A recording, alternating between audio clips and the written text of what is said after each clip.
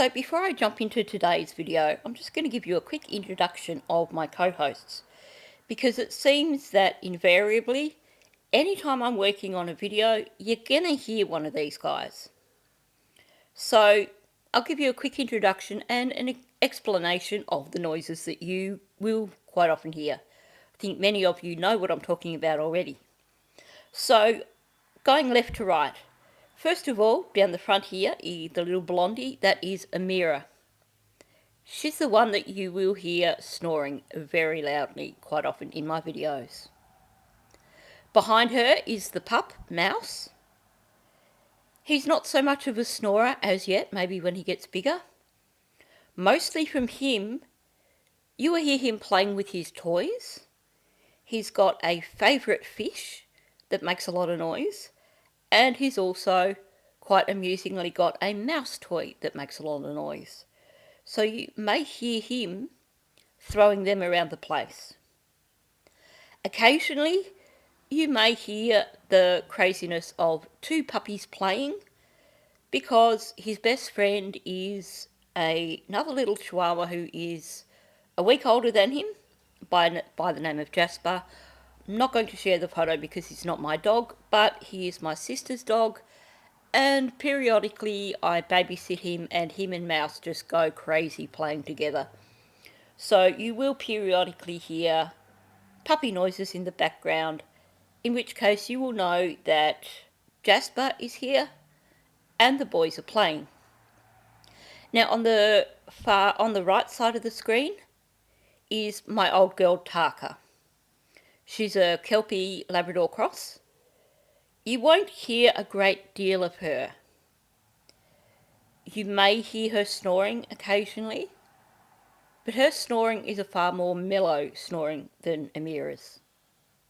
So you may hear just a more quiet snoring. That's Tarka. She loves her dog biscuits, so you may hear munching in the background at some point in time. That's Tarka. You may also hear scrabbling sounds in the background. That's Tarka walking along the floor. I've got wooden floors, and somehow Tarka just doesn't know how to walk quietly. Now, the other one that you may occasionally hear, and this is kind of more of a bonus one, is a bird who occasionally turns up and makes alarm clock noises. So, no, I can't turn my alarm off when it goes off because it's not my alarm. Thanks to a tip from one of my subscribers, I had a bit of a look around and realised that it's actually a minor bird, which are noisy sods and very good at mimicking sounds. So with those introductions out of the way and the explanation of all the noises that you're going to hear, let's also get into the disclaimer that it seems I have to do in order to try and avoid being demonetized. I'm a true crime channel. My videos are for educational purposes and for adults only. I don't do clickbait. I don't do live streams. My videos are pre-recorded videos where I talk about current cases. In this video, I'm talking about the Jennifer Soto case. For anyone who may have actually not heard of it, Jennifer Soto was a 13-year-old girl who went missing only a few days after her birthday in 2024. It was later discovered that her mother's ex-boyfriend was responsible. And now he's locked up, facing 2 trials, one because of images found on his phone, and one for Maddie's death. Okay, so today's lesson, plug your microphone in before you start doing a really long intro. Moving on from that. So, first of all, apologies with the delay for my last video. I was attempting to, once again, re-edit it to avoid demonetization. It didn't work. I wasted your time and my time. putting it out, it still ended up demonetized. Thank you for all the suggestions, but at the end of the day, what is going on here is that this is some sort of glitch in the system. It attacks creators. It'll attack one creator. You go through this for a couple of weeks. You lose a bunch of money. You feel like you want to quit YouTube. And then it moves on to another creator. So it seems that it's my turn right now, and it seems that they are really going at it with me. Who knows why? I am, as far as I know, I'm respectful in my videos. I know that being Australian, sometimes I do slip up and perhaps say things that are less acceptable in America, because that's what we do in Australia. We call a spade a spade. We're a bit more relaxed with our language. Although I do try really hard to avoid saying the wrong words. But honestly, there is no rhyme or reason to it. It just seems like one video will be demonetized, and then there goes another one that is fine. And yes, that was my minor bird in the background. Now, there is something that I want to address before jumping into this video, because I feel like I am repeatedly adding the same reply to multiple comments, and that is with regards to the motions put out by the defence team to have the phone evidence and the Google evidence thrown out. I've now done 2 videos covering that. One where I read through the documents from the state where they rebutted the motions put forward by the defence team. And in those, they have quite clearly stated solid case law. They've also pointed out misinterpretations by the defence team, and they've shown that there was more than enough probable cause for the seizure of the phones.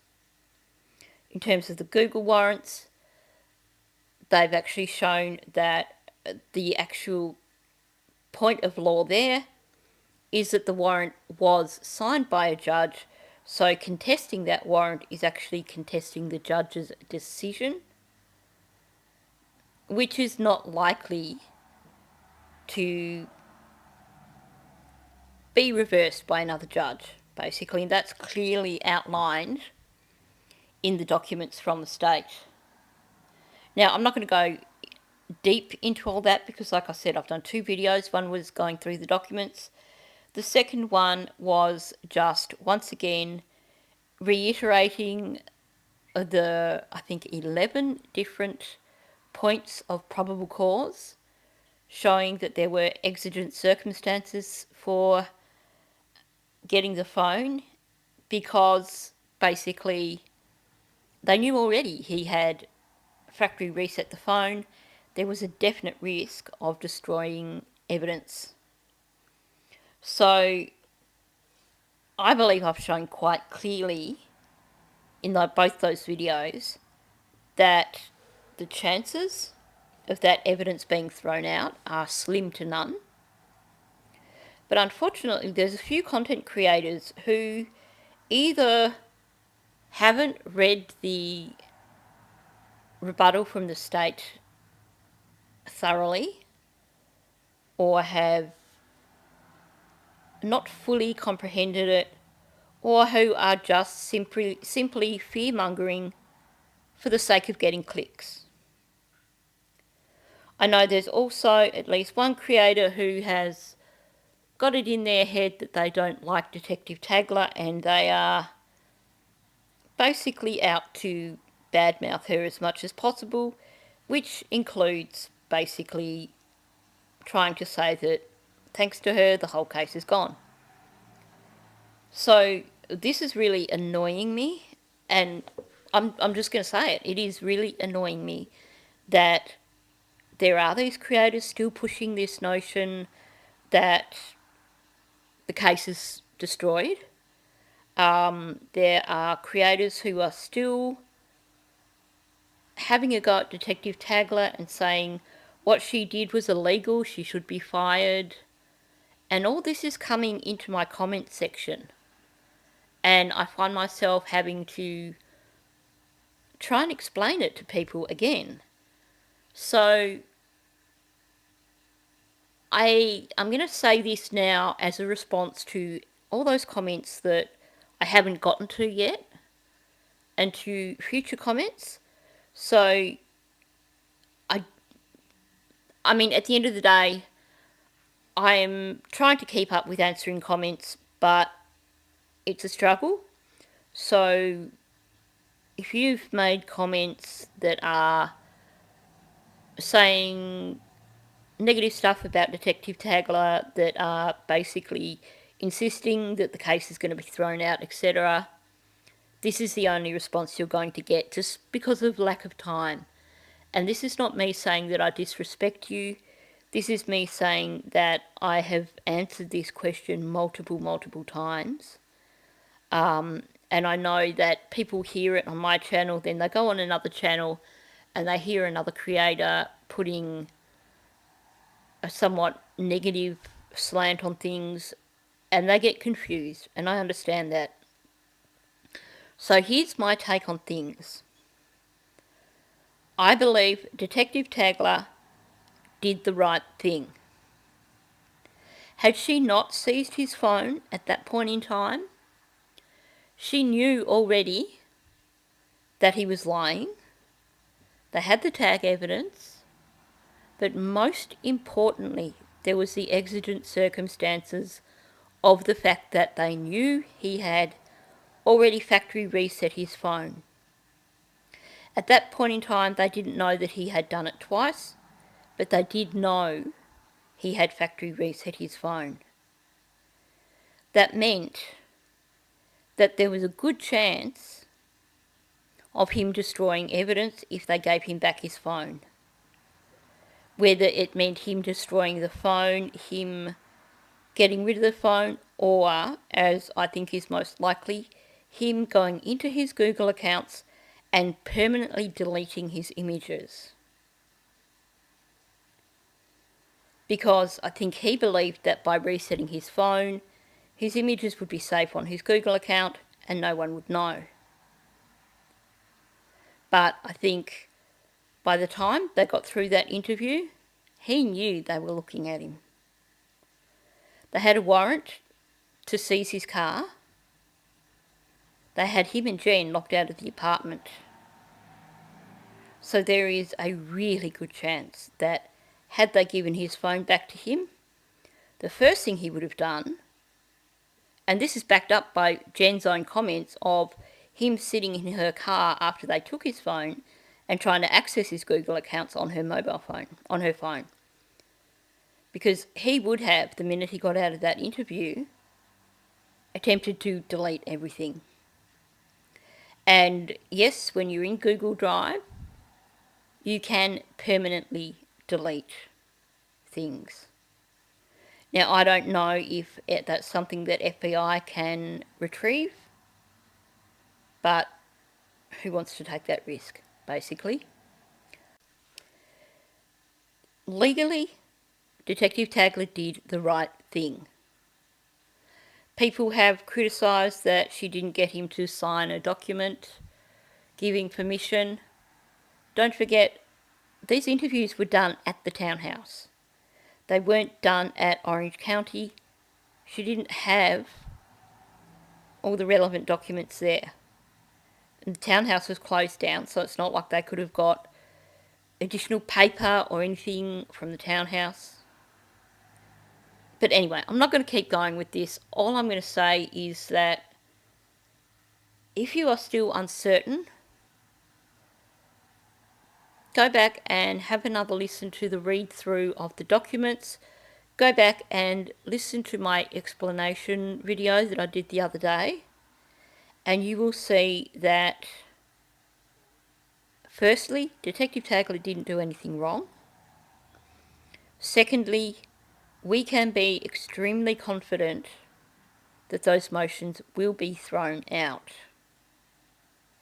I think probably the last thing I want to say with regards to that is in response to the at least one particular creator who is going at Detective Tagler, my question is this: do you believe that he would be so critical of Detective Tagler if she was a male? Now, I do apologise if I've offended anyone by wording this or saying this pretty strongly, but it is something that I feel extremely frustrated by, because I feel that there are content creators who are pushing what I believe to be wrong information, and I feel that it is not justified. So, on that note, let's jump in to part 4 of this interview with Jen Soto. Now, where we left off yesterday, we were starting to get to the pointy end of things. And where we're about to start at is where the detective basically asks Jen what she thinks happened. And like I said yesterday, I wanted to tackle this all together rather than do a little bit in yesterday's video and a little bit now, because when you look at it as a whole, I find it quite disturbing. I've done a video on this before which I labelled something about Jen being psychic, and shout out to the creator who decided that was such a good idea that they would do the same video, essentially. Sorry, a little bit of snarking there. So I have covered this in a video where I basically said, look, Jen thinks she's a psychic, or Jen's acting like a psychic. You may hear some of what I've said in that video repeated, but that said, over time you see more things, you learn more things, so I think hopefully I can offer a bit more this time round. So with that said, let's just jump in. Okay. So what do you think happened Sunday? Other than him killing her, what do you think made him snap?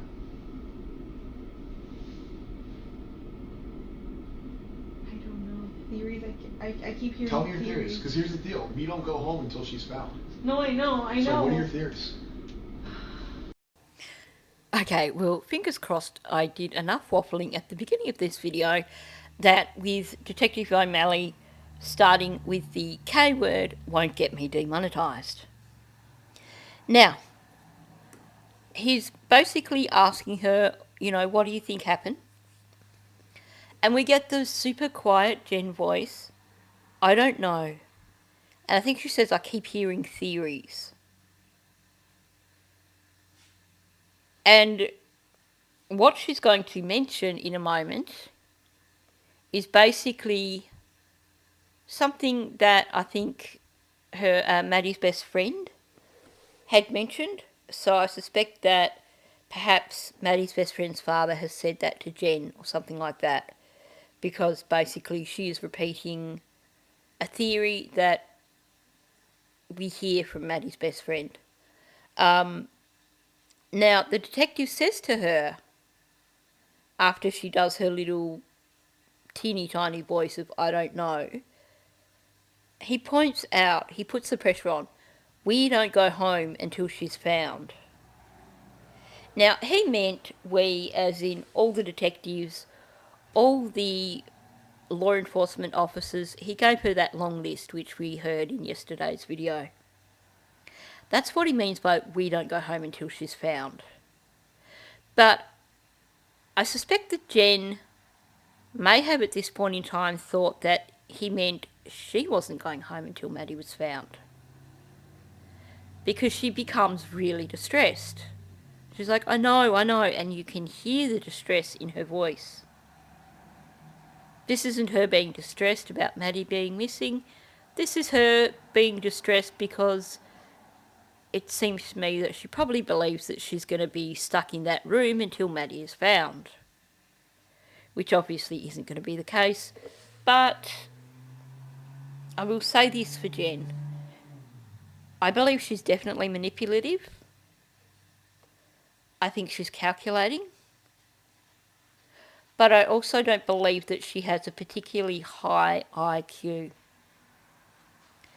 Meaning that in terms of stuff like this, I'm not sure how she interprets things, whether she is interpreting them fully or interpreting them with a really basic level of understanding.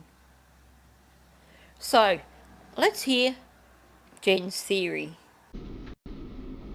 What I've heard is, what if what if she upset him and threatened to tell me and say that she was going to tell me and he needed to shut that down?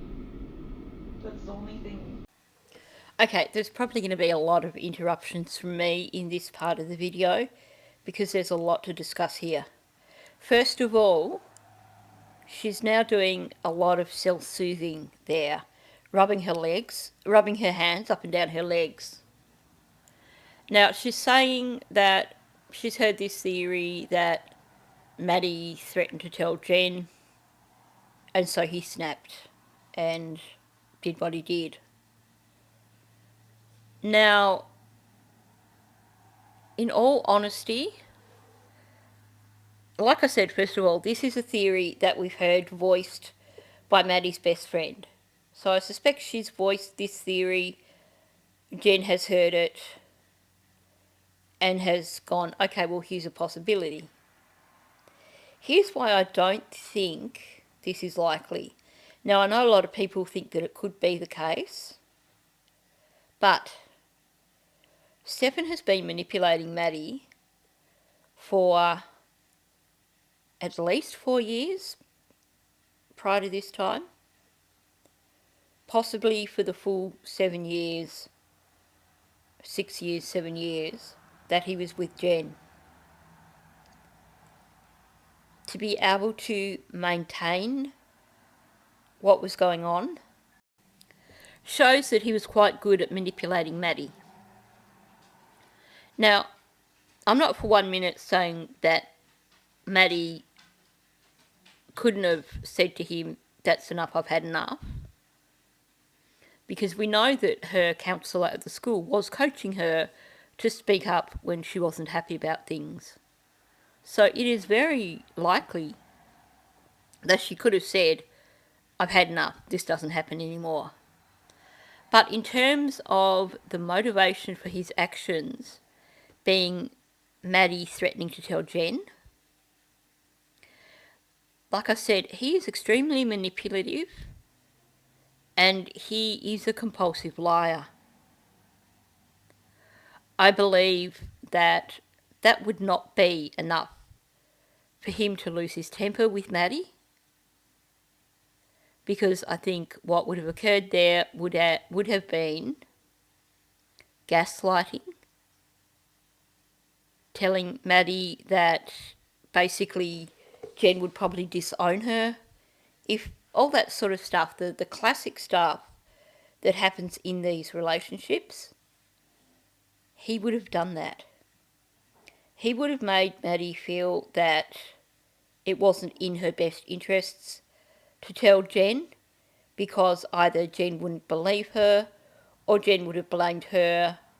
Jen might have thrown her out. We know that that conversation has occurred where Jen has threatened to throw Maddie out or send her to live with her father. Stefan would have been aware of that, and that would have been all the manipulation that he would have needed to convince Maddie not to tell Jen.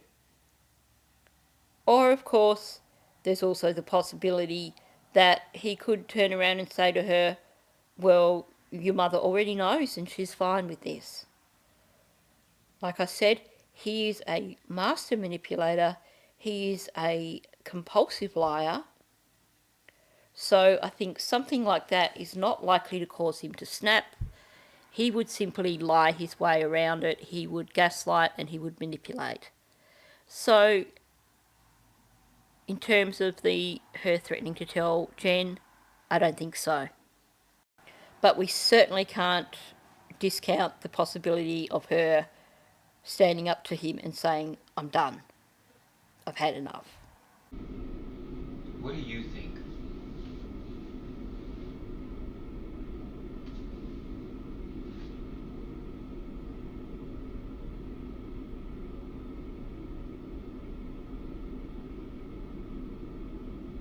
I believe. I don't want to believe he killed her. But from what you guys are telling me, he must have killed her Sunday night and snuck her body out in the morning. Okay, buckle up, because here we go. So after him asking her again, what do you think what happened? There's this long pause. And she starts with, I believe. And she stops herself. She doesn't want to say that, whatever it is she believes.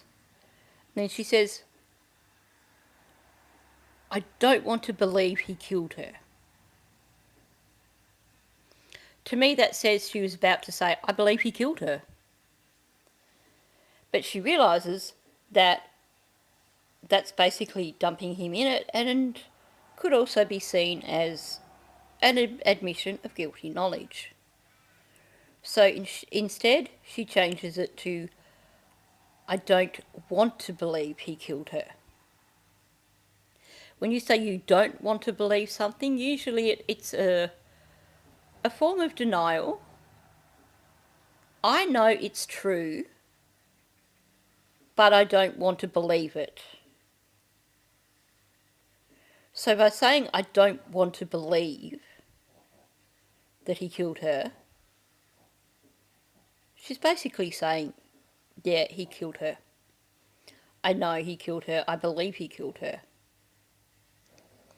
Now, what you're getting here in terms of body language is she's got her head in her hands and she's got no eye contact with the detectives.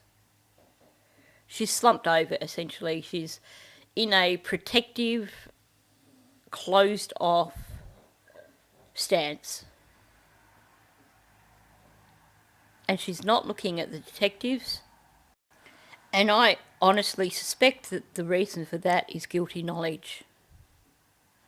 It's that, when you catch a kid out and they know they've done something wrong, so they're looking down, they're not going to give you eye contact because they know that you're going to actually be able to see the guilt in their eyes. And I believe that's what's happening here. She doesn't want to get eye contact with the detectives because she's hiding guilty knowledge. And straight away she comes out with, he must have killed her sometime in the night and snuck her body out in the morning. We have must have, after saying she doesn't want to believe it. Must have, that's a pretty affirmative, pretty definite way of saying things. She's pretty certain this is what occurred. That he did it through the night and snuck her body out in the morning. This is the first instance we see of her distancing herself from Maddie. She's not saying snuck her out in the morning. This is the first introduction of her body. This later changes to the body. Even more distancing language. She's not going to mention Maddie's name here because she needs to distance herself from it all. So it's now her and now her body, which will, like I said, become the body. Now, this may seem like some horrible form of torture from the detectives to actually be asking a parent to speculate how their on-again, off-again boyfriend had unalived their child. But let's face it, it's not standard procedure if you don't think that that parent has some knowledge or some involvement. If they thought Jen knew nothing, there's no way they would have taken this line of questioning. So what is the motivation in this line of questioning? Detective O'Malley, I am pretty certain that he has done a lot of training in terms of speech analysis, body language analysis, deception, like spotting deception, all that sort of stuff. Because what he's doing here is basically putting Jen in a position where she's now stressed because they're giving the impression that no one's going home until we get to the bottom of this, till we find Maddie. They're putting the added pressure on of basically, we want to know what you think happened, which, like I said, you wouldn't do that with an innocent parent. The whole goal here is with her becoming stressed out by pushing her to give this new narrative, one where she hasn't had time to think up her own version of it. They're relying on leakage. They're relying on little truths to slip out because she hasn't had that time to plan it and she's under stress. So this is all about trying to find out what she knows under the guise of, let's play a guessing game. So we can joke about Jen being psychic here, but at the end of the day, what we're seeing is a skilled interviewing tactic designed to get these leaks from her in terms of what the truth is. That photo you guys showed me of her stuff in the car.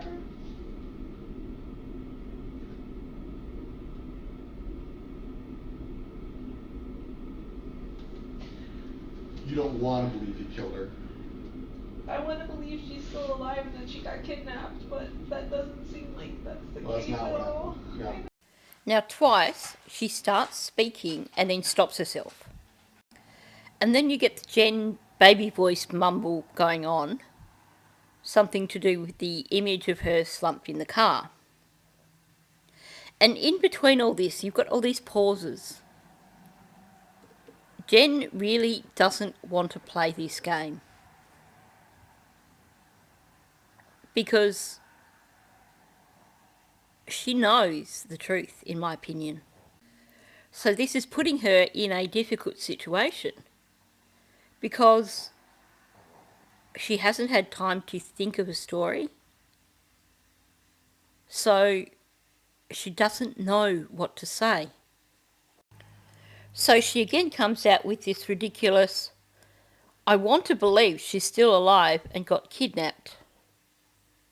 And then, but that doesn't seem like that's the case at all. Meaning, yeah, I just made that up on the spot and I know that's BS. When you say I want to believe it, it means that you don't believe it. Before we had, I don't want to believe that he did this. Now she wants to believe that actually Maddie just got kidnapped. Even though she knows that's completely unlikely now, based on everything she's been told that they know. But she still doesn't want to play this game of talking about what might have happened. Like I said, she's stalling for time here because she doesn't know how to tackle this situation. So what does she go for? She goes with the first story that they made up, Maddie being kidnapped. But she shoots herself in the foot straight away by saying, I want to believe, meaning I don't believe. And then but that doesn't seem like that's the case at all. Which, of course, the detective is like, well, no. Like, duh. No, I know my brain just wants to believe something else. I just want to believe she's still alive. She's out there.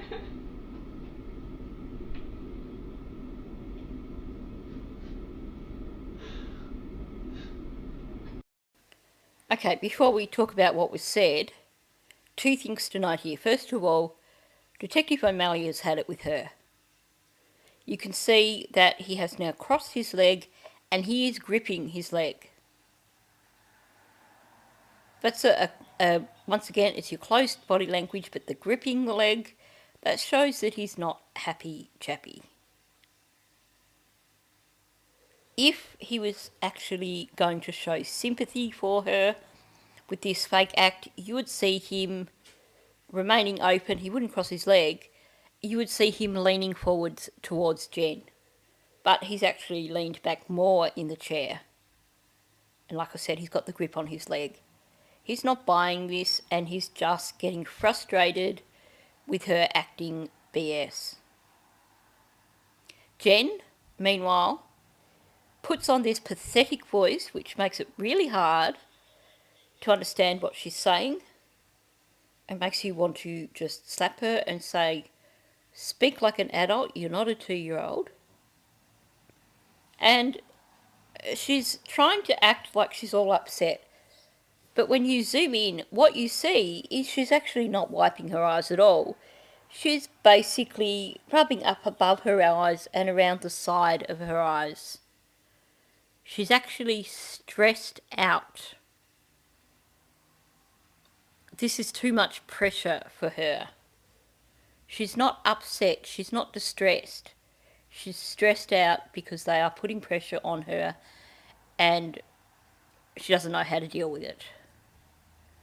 There is no tears. You can see the brow is not scrunched. She's trying to act upset and she definitely is not.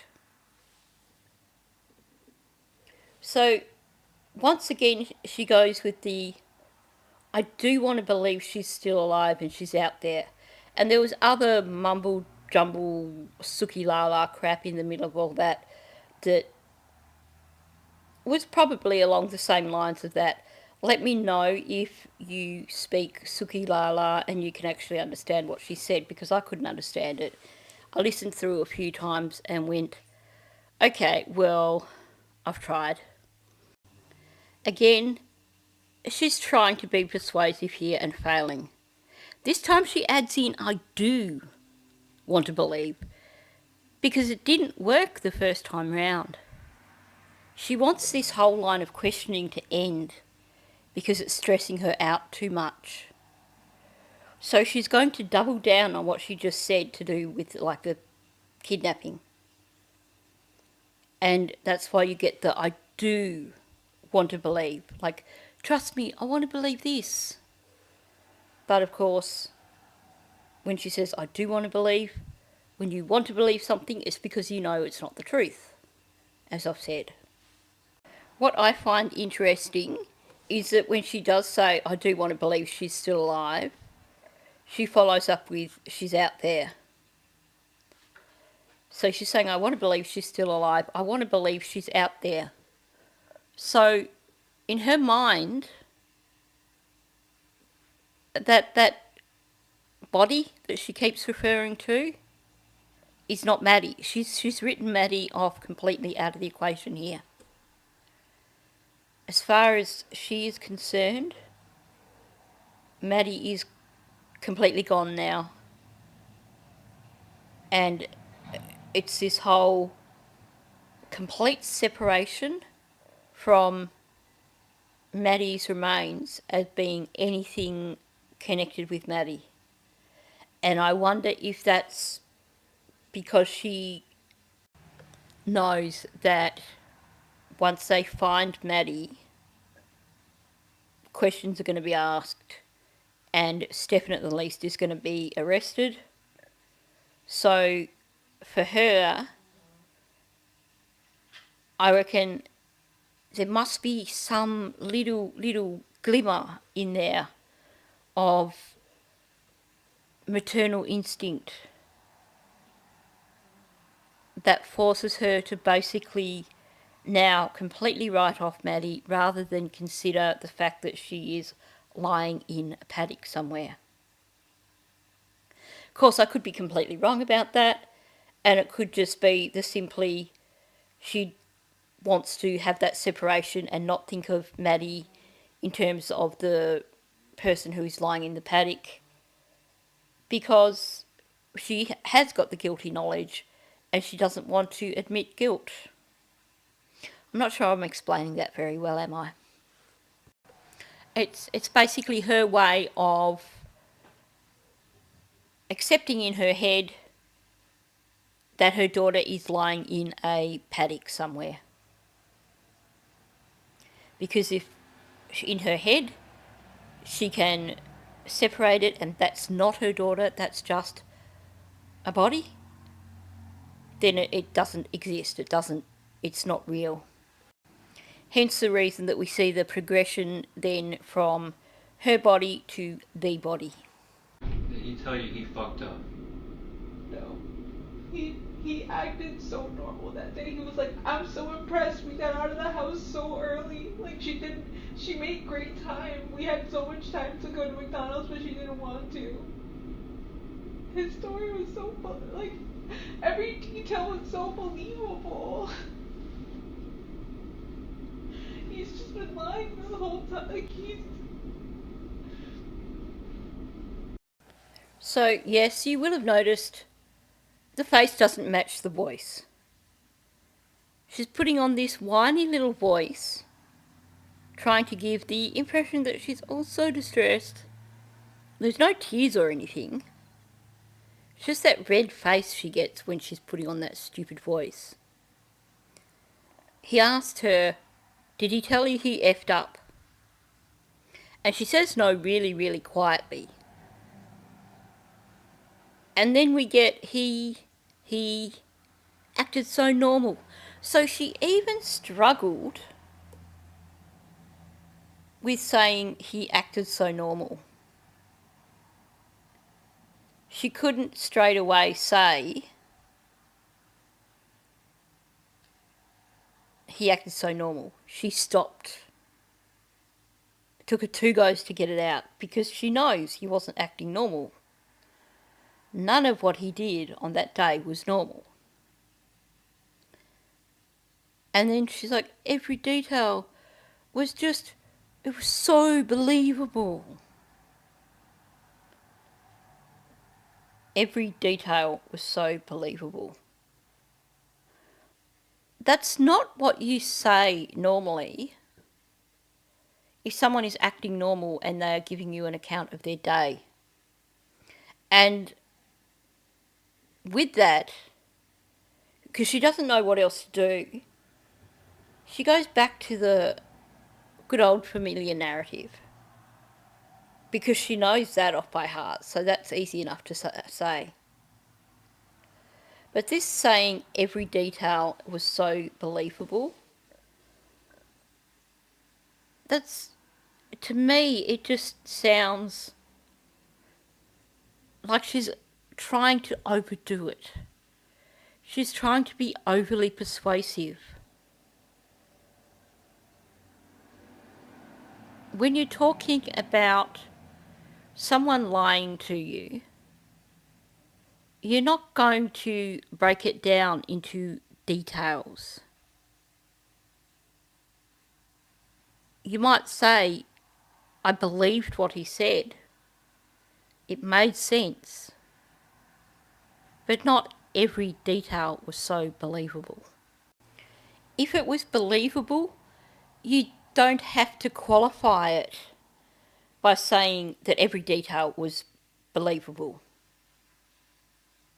Either it's believable or it's not.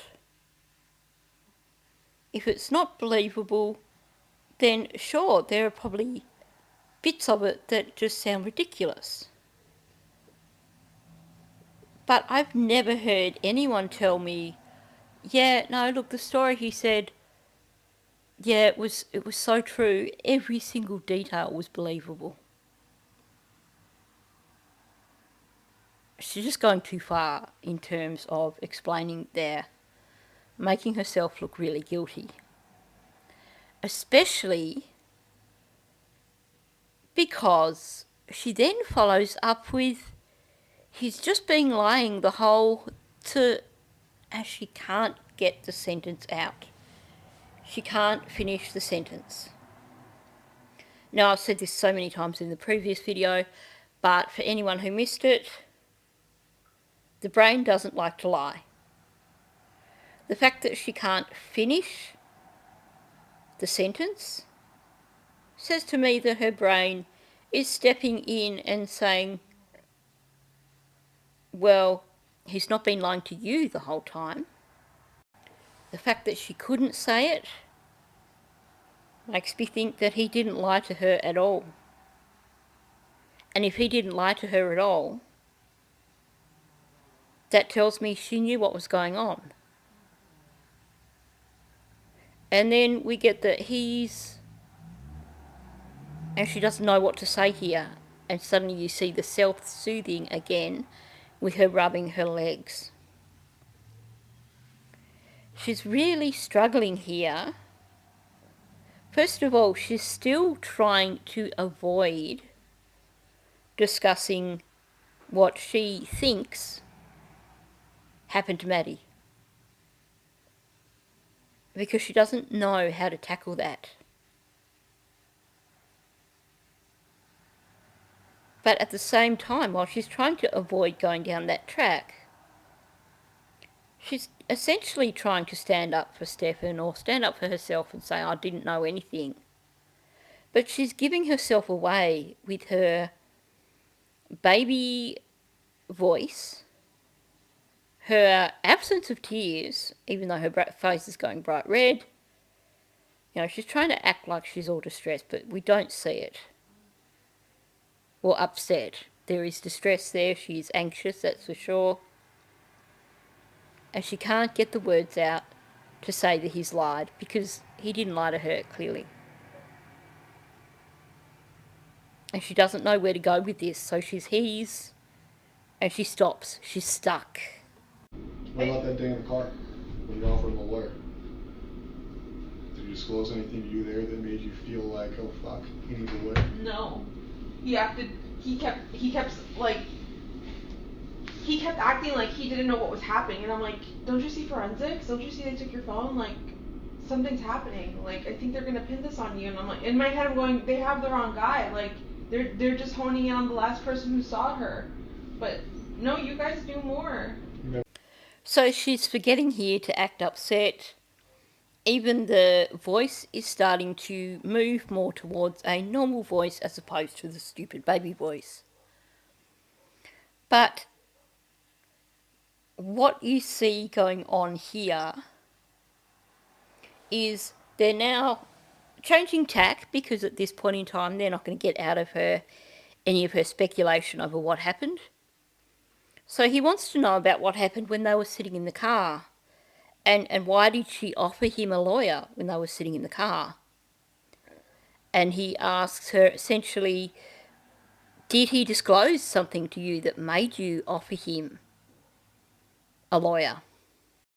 And of course, she's pretty quick to jump out with no. And it sounds like, the no. She wants to make sure that, no, they definitely, he definitely didn't disclose anything to her.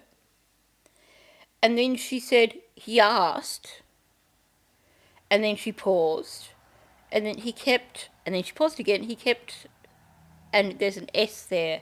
So I think she was going to go, he kept saying, and then she's like, he kept, like, and pause again, he kept acting like he didn't know what was up. It took her forever to get that out. Her brain was rebelling. So I think that's made up. It shouldn't have been so hard to say, that he kept acting like he didn't know what was up. So I actually don't think she's being honest here at all. I think her whole story here is actually intended to try and make her look, once again, innocent, like she has no knowledge of what is going on. You know, she claims that, you know, she's a genius here and she can see through everything that's going on, but apparently he can't. And she's like, you know, don't you see with the forensics and they've taken your phone? Something's happening. I think they're going to pin this on you. Apparently Stefan didn't see all this, but Jen did. And the way she's wording it is to make it sound like she doesn't believe it. That she knew nothing before then, and she suspected nothing before then. Whereas the fact that it took her so long to get those first sentences out in relation to what he supposedly said or acted like or whatever in the car, it makes you just say, yeah, you know, pull the other one, Jen, we just don't believe you. And then, of course, she has to double down on it. In my head, I thought you had the wrong guy. They're just honing in on the last person who saw her. Yeah, well, he was the last person who saw her, so why not? It's so... everything that's going on here just sounds like a whole load of BS from Jen. I don't believe this conversation ever happened. I think what she is trying to do here is trying to separate herself from Stefan's actions. She's happy to defend Stefan up until the point where it looks like it's going to get her in deep duty. At which point in time, the focus shifts to protecting Jen. So I think in her mind, by saying these things, by creating this whole story of him being totally confused and her going, oh my gosh, you know, I've just realised, look, they're focusing in on you and they're focusing on the wrong person. This is all just an act to make it look like she's utterly oblivious, to make it look like she didn't possibly think that Stefan could do anything, and essentially to justify her offering him a lawyer.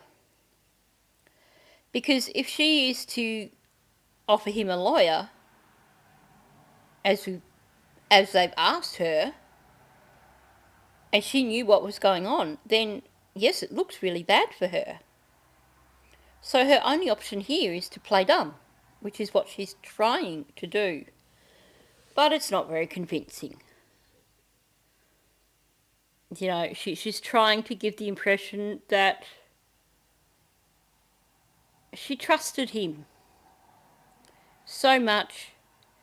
She was so confident that he did nothing wrong that she wanted to get him a lawyer because she's so confident in him and she doesn't believe that he would lie to her. I said, what did you do? I've never asked him any of that. I still, even up until when we got here to the police station, I was convinced that he hadn't done anything to her at all. So just a reminder that the audio is out of sync with the visual, so it's hard to kind of pick up in terms of all this waving of arms around in terms of what she was saying at the time. Now, I'm not sure what the detective asked her specifically there, but she said, I've never asked him any of that. Presumably it's in relation to Maddie being missing, where he dropped her off, all that sort of stuff. We know that she never asked him anything, apparently. Because why would you if your child's missing and the last person who saw the child, you wouldn't bother asking them any questions, would you? Like, oh my gosh, the woman is deranged. I wouldn't stop grilling him for days. But apparently she's never asked him any of that, whatever that was. Geez, I'd like to hear an unredacted version. And then, and all this is in that stupid affected voice of hers. It is the baby voice trying to play the victim. Don't look at me because I suggested he get a lawyer. Now I'm going to put on this voice so that you just might feel sorry for me. This is an act that's worked for me my whole life. So I'm thinking that you will believe me. So the next part that she says takes her forever to actually get it out. Again, the brain doesn't like to lie. She starts by saying, I still, and then stops herself. And then goes, even up until when we got here. So she was going to say, I still believe. And then probably thought, okay, that's not credible. Changes it to even up until when we got here. And then you get her say I about 20 million times. I was convinced that he hadn't done anything to hurt Maddie at all. Well, if you were so convinced, Jen, how is it that you struggled so much to get those words out in the first place? She was originally going to say, I still believe he hasn't done anything to hurt Maddie at all, and then changed it to even up until when we got here. Of course, the thing with that is that she was shown 2 days before images of Stefan doing things to Maddie. Things for which, for a little girl, would hurt. But she claims here that she was still convinced that he hadn't done anything to hurt her at all. She's once again picking and choosing facts. She's pretending that all the SA stuff never happened. Because if she acknowledges that, then actually saying that she believes that happened, but she still went to get him a lawyer, doesn't look good for her. So she's throwing that out the window completely. And now she's gone back to right up until the moment when they arrived there for this interview. She was convinced that he hadn't done anything wrong. Basically, she is continually slipping up and admitting that she was fine with what Stefan was doing to Maddie. To say that she was convinced that he hadn't done anything to hurt her,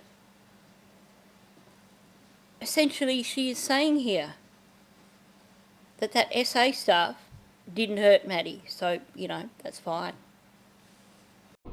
Because of him or because of not wanting to believe she's deceased?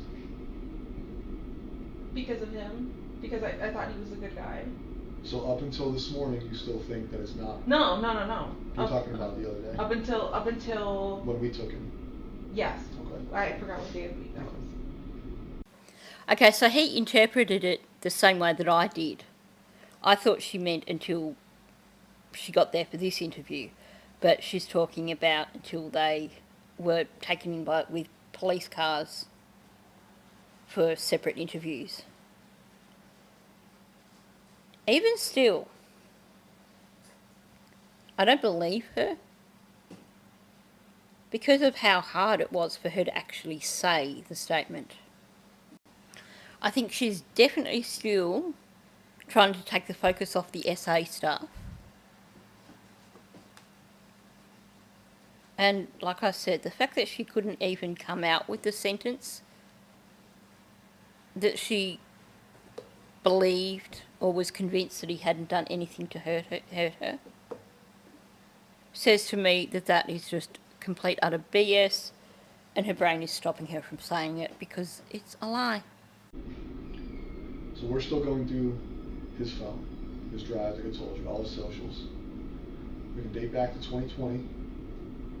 Based on the videos, it appears that was the start of the victimization.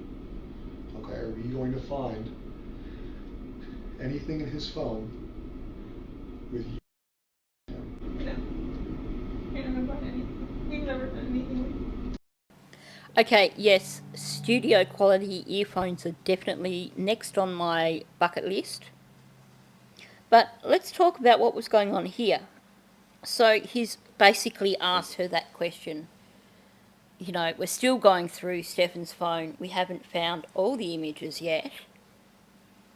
And he wants to know if they're likely to find any images of Jen. Or anything basically showing her involvement there. And you get the, once again, the affected voice, the no. But then she starts off twice saying something. And both times she can't finish it. The first one sounded something like, I never did anything, or I never brought anything. And then that sentence stops. And then it's, he never, and I think, did anything or said anything. But she doesn't finish the sentence there. She's not really fully expressing herself, and it's so hard to understand what she's saying. These are questions that she really does not want to answer. These are questions which I think if she were to answer truthfully may see her arrested. And I find it rather disturbing now that I realise the way she's answered that. She can't get the sentences out to say, you know, I didn't have the faintest clue. There was never, you know. She stops at anything each time. The statement's just left there hanging. Now, obviously, for those of us who come from normal backgrounds and try not to think of dark stuff, the thought of a mother being involved in any of that stuff is just incomprehensible. And I know that that holds me back from questioning any involvement from Jen. But I guess it's not something that we should completely disregard. Especially when we get the comment like, she's not sleeping with me anymore, I just can't risk it. And the way she normalises his behaviours with Maddie. They weren't evil as far as she was concerned. So was she aware? Was she perhaps present at some point in time? I'm really struggling with this line of questioning because of her reaction. Because my brain can't comprehend that sort of thing from a mother, any sort of involvement like that. Now, of course, it could just be that she's so traumatised that the thought of him having those images is something that she can't even verbalise. But so far she hasn't shown us any concern for Maddie. She hasn't shown any concern over his actions. So it's a tricky thing to interpret, because I don't want to interpret it the way that I'm leaning. has there ever been a request for the two of you to participate in sexual activity with him? No. Regardless of you saying no or yes? No, he's never asked that. Okay. If we find pictures like that, is that going to surprise you? Like if I'm in his Google Drive, if I have a sex crimes detective, a computer person look at his phone, and they tell me, hey Kevin, I found a picture engaged in sexual activity or borderline sexual activity, is that going to surprise you? Yes, because that doesn't exist. Okay. So at this point in time, they have disclosed a lot of information to Jen. They've told her about the SA stuff. They've shown her images of the SA stuff. They've told her that they believe this has been going on for at least 4 years, possibly more, because that's all they've got in the cloud. And yet, the first time we actually hear any sign of anger out of Jen, suddenly this baby voice is thrown aside, and we get this aggro voice. We actually get an emotional outburst from Jen, and it's got nothing to do with Maddie. It's got nothing to do with what Stefan was doing to Maddie.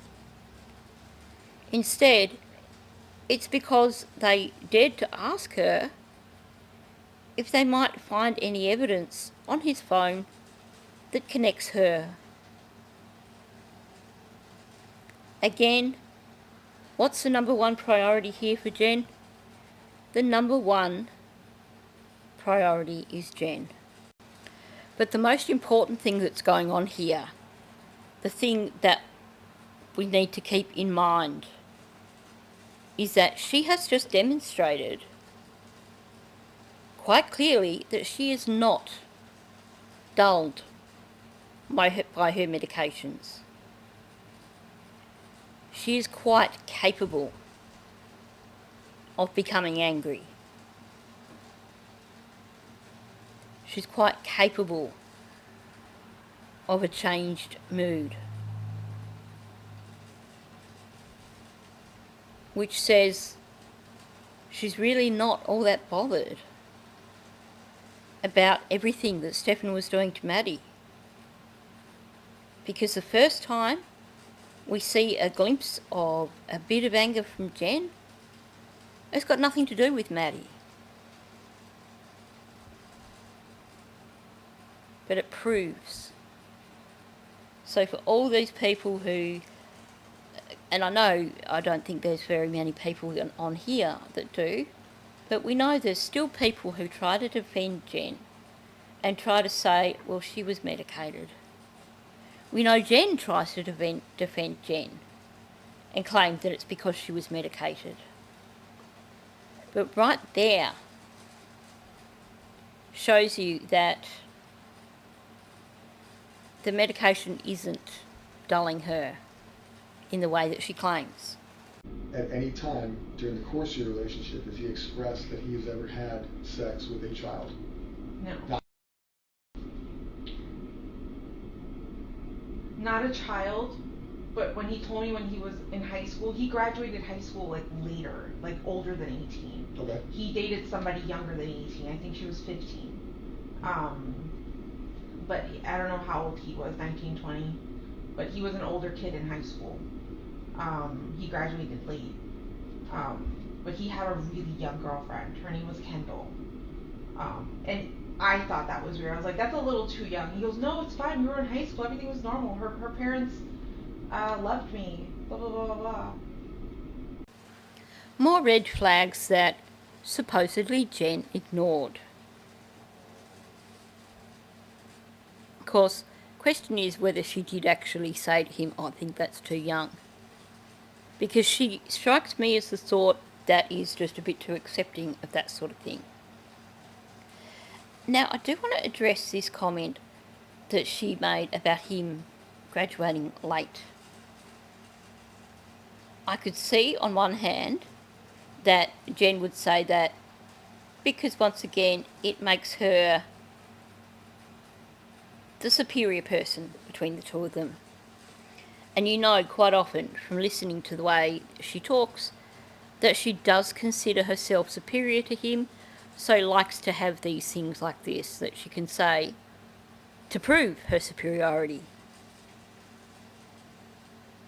So on one hand, that makes me think, well, we do have to be cautious about this claim that from Jen that he graduated late.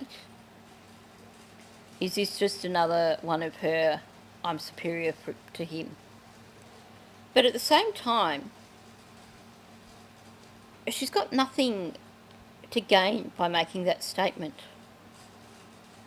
And she sounds truthful. So we have, on the other hand, Deb Stearns making a big point, and I think it was in the Hidden True Crime interview, and she was quite incensed at the suggestion that Stefan had graduated late. No, he graduated at the normal time. I look at that as someone who is objecting too much. Particularly when you hear Chris Stearns say that essentially the only reason that Stefan graduated was because Deb did his work for him. So in terms of the graduating later, I think I could believe Jen. That said, if anyone has actually managed to track down the truth of the matter, do let me know. Let me know the source, obviously, as well, because I am kind of curious. But that's the only one. Have you ever gone through his phone? Who me? Okay. So the other day when we were looking at a different interview and she was asked about going through his phone and she said no, something about respecting his privacy.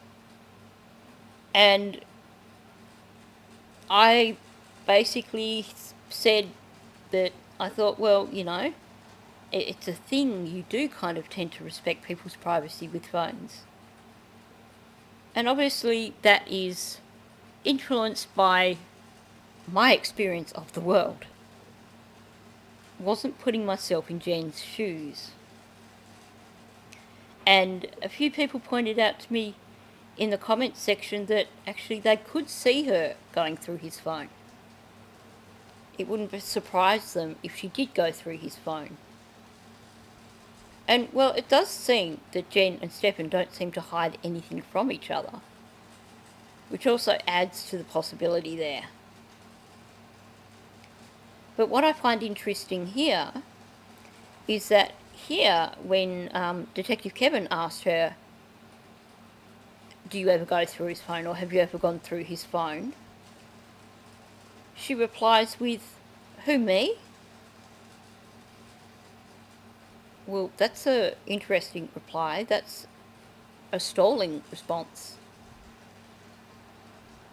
Well, if you've never gone through his phone, you wouldn't need to stall and say, who, me? So unless she misheard what the question was, and we don't know what her answer was, but presumably her answer was, no, I've never gone through his phone. It does make me just re-question whether or not she was aware of the contents of his phone because of the need to stall with who, me, rather than just simply answer the question.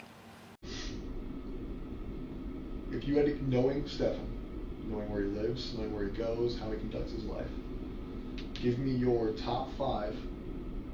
Because I know you've had to have thought about it. If you haven't thought about it, that's another weird thing I got. Since Monday, right? We told you on Wednesday that we think he did it. Yeah. So from Wednesday till today, it's about 48 hours. Give me your top 5 places you think are possibilities based on knowing him, based on knowing his path of travel. Where do you think It doesn't have to be based on evidence, just in your gut. Give me your top 5 places where you think he.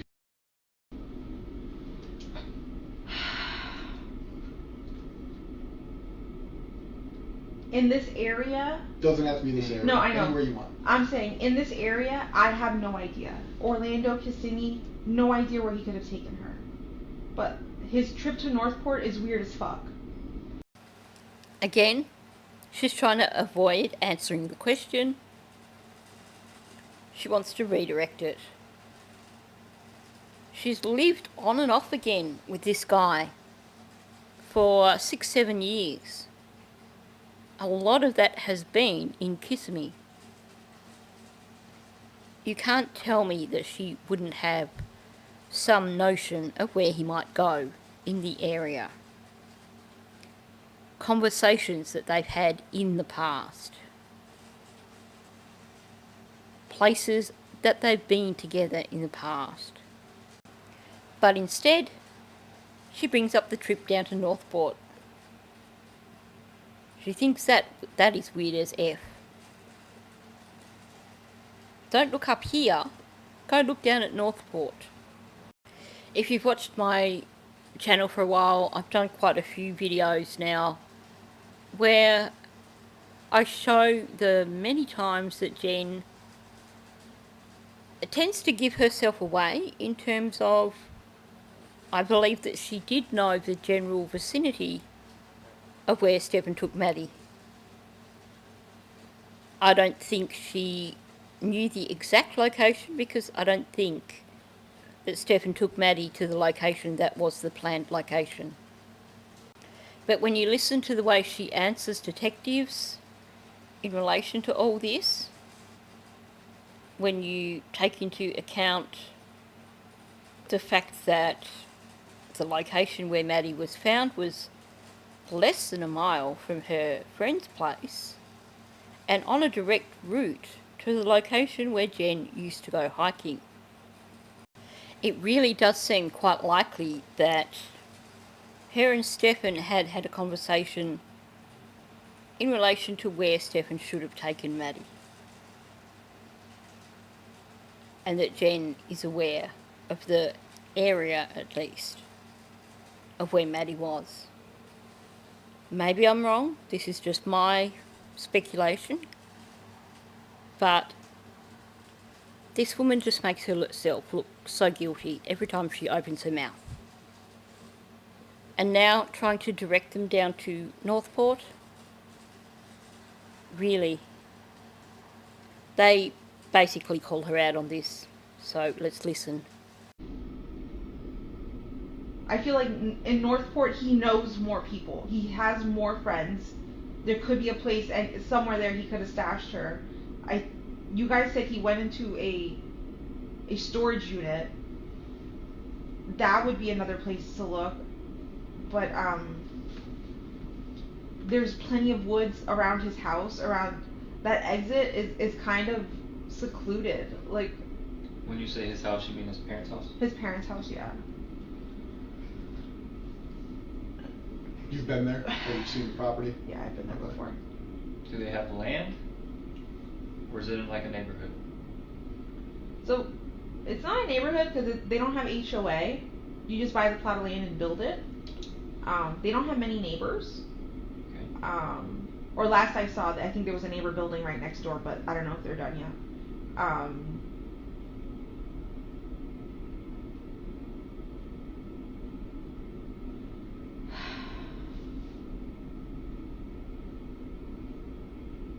just feel like he had more. There would have been more spots in Northport for her to be dumped. So she's really trying to sell the Northport idea. And what I find interesting here is that she's suddenly adopting some of Chris's language. She reckons that there's more places that he could have stashed her. And then directly brings up the storage unit. And we know from Chris, where he said there's not a lot of room, but you could stash a body in there. So it seems like they've had some sort of communication between them, her and Chris, over this could be a convenient narrative. And then she goes on to there being plenty of woods around the parents' house. And there are more spots around Northport where she could be dumped. Where she could be dumped. That's her daughter she's saying that about. At least we still have the she at this point in time. She hasn't quite progressed to referring to Maddie again as a body or the body. But talking about someone being dumped somewhere, someone that you care about, it's still cold. But it baffles me to hear her saying that there's more spots around Northport, because I would imagine, for starters, that she knows the Orlando area far better than she knows Northport. So she would know there's all those wooded areas, there's all those lakes. Whereas, how familiar is she with Northport?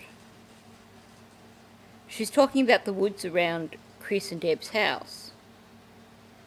But there's also, I know that's a quieter spot there.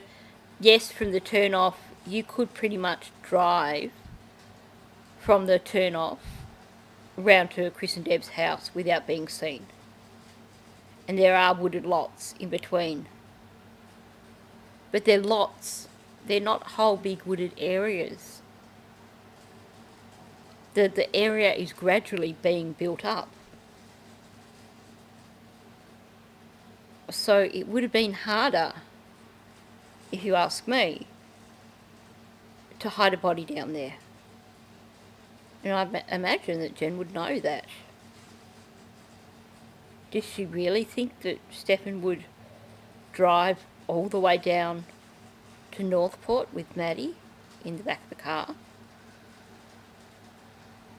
when she knows that there's all these lakes and wooded areas around Orlando? I doubt that she ever considered the possibility of Stefan taking Maddie all the way down to Northport. Because from what you guys have told me, he went to St. Cloud, he went to 192. Could you guys tell where he turned on on any of these roads? It's just that he was on the main road? So now she focuses back on St. Cloud and 192. And why is that? Because she wants to know what they know. She doesn't know how to answer this question because she needs to find out first how much they know so that she doesn't incriminate herself. But before she even asks them, she messes up. Do you guys know where he turned on 190? And she stops herself because, well, she doesn't want to give away the fact that she knew that he turned off 192. This is me speculating, of course, but for her to stop halfway through asking, do you know where he turned off 192, when we know that he did turn off 192, and then for her to change the question to on any of these roads, makes her look really bad. I think that was definitely a bit of leakage happening there.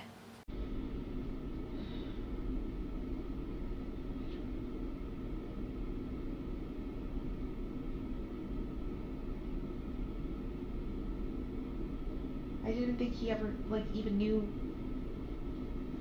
where St. Cloud was because we've never driven down that way ever. Yeah, you live in Kissimmee, right? Yeah, I know, but to me, he's never had a reason to ever drive down to St. Cloud. Ever.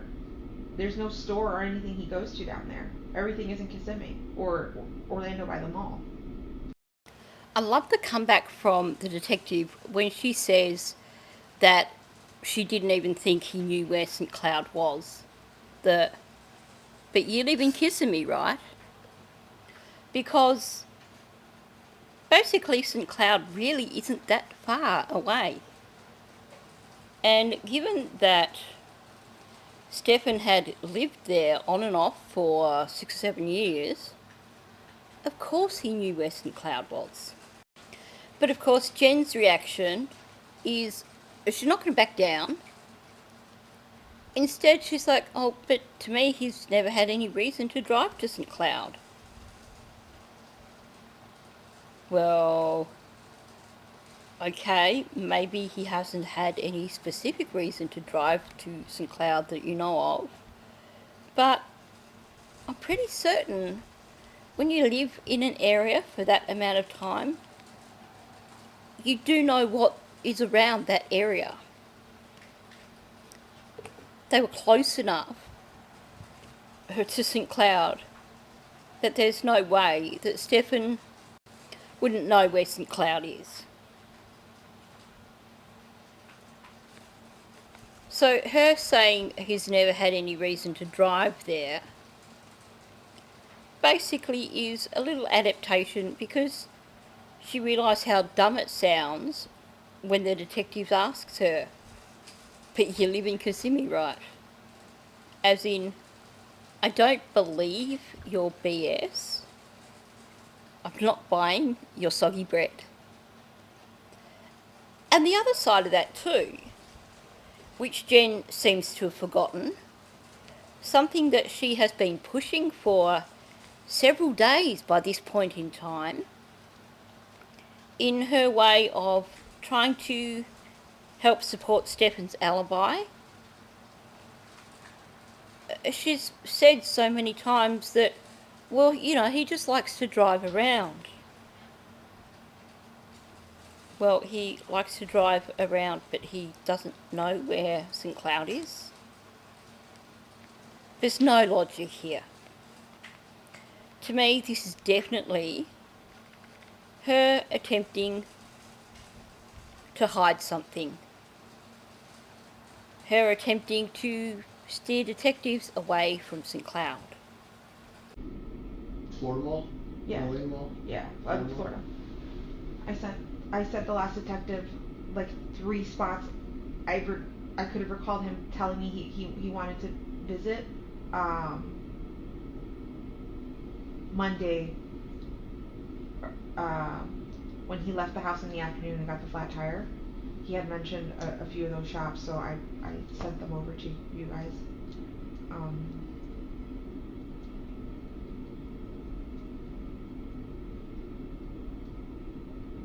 there's honestly nowhere I can think of. We've never gone to. The only wooded area that we've ever gone together would be Shingle Creek Regional Park, where the Pioneer Village is. Okay. That whole trail there, we had scooters, and he had like an electric skateboard kind of thing. We would all cruise the creek, explore. We've taken a canoe up that creek before. Then the Kissimmee Trail. There's a trail that runs right behind my house starts right behind my house and goes all the way to that bridge on John Young Parkway that says Kissimmee on it. That whole trail, we've done that as well.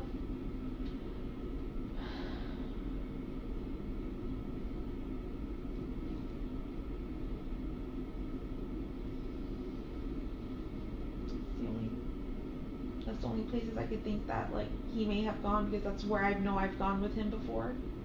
So, through all that, she's watching the detective to try and gauge from him if she's saying the right things. And what is she moving through? She starts with talking about, well, I sent you guys a list of shops that he said he was going to on Monday. And I think she even realised how ridiculous that sounded. Because obviously, he's not going to go and take Maddie and dump her off at a shop. So then she has to have a little bit of a think for a moment. And you get a few false starts from her. There's honestly nowhere I can think of. And then she doesn't finish that sentence. And followed with, we've never gone to. And she doesn't finish that sentence either. And then goes on to talk about wooded areas that they've both been to. I can only tell you about these areas because these are areas that we've both been to before. Well, okay, on one hand, yes, I see where she's coming from with that. So she's basically saying, I know that he knows these particular areas, but this is after saying that he doesn't know St. Cloud at all. The red flag for me is her saying, first of all, there's honestly nowhere I can think of. And she doesn't even finish saying it. When someone says honestly like that, they're being a little bit over persuasive. And you can just about guarantee that they're actually not being honest. So her saying there's honestly nowhere I can think of, there's a double red flag there. Honestly, meaning that probably there is somewhere she can think of, but also she can't finish that sentence. Basically, she's not quite sure how to finish that sentence, because clearly she's attempting to lie here, but she didn't think it through before she spoke. And then the redirect, we've never gone to, and I'm frustrated that the detectives didn't jump on that and say, you've never gone to where? Was she just about to say, we've never gone to St. Cloud together?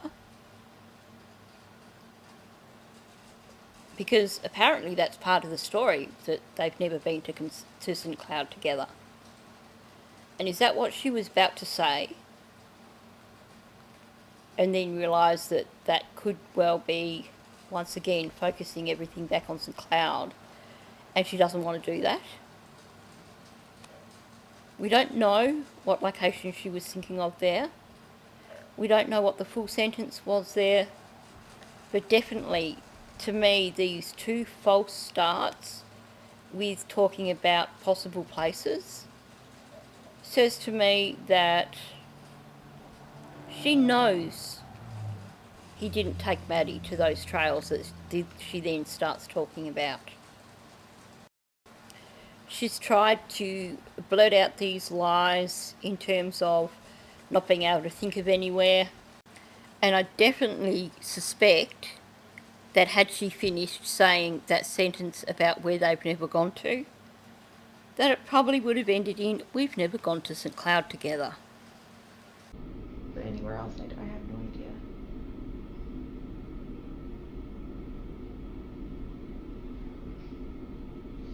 So our ERT team, it's called Emergency Response Team. It's just a group of people who search areas. It doesn't have to be wooded, can be wooded, can be swampy. They've been out for 3 days. They're going to be out all weekend. They will eventually, whether it's today, whether it's tomorrow, whether it's in 2026, okay? I don't think you want that to take too long. Right? I'm sure you'd like to have a funeral. I'm sure you'd like to have some kind of memorial service. The last thing you want is for us to call you in a year and say, hey, we found remains. We don't know. Okay? That may not be something you thought about till just now, but I can tell you, being someone who investigates homicide, that is something that everybody has to come think about eventually. If you can think of anything that would assist us in making that happen for you today versus 2 years from now, regardless of why you know or how you know, we need it. No, I know. If I knew anything, I would tell you right now. I promise. I want her back so bad.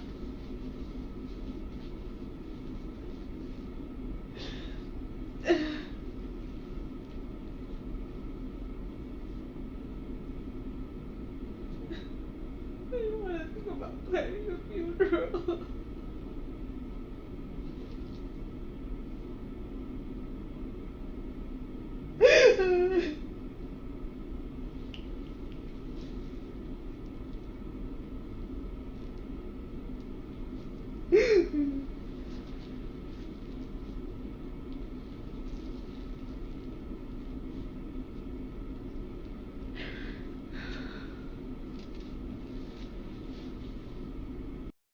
So, after her efforts to act like she couldn't possibly have any idea where Stefan had taken Maddie, her efforts to play innocent, all that sort of thing, the detective has basically called her bluff here.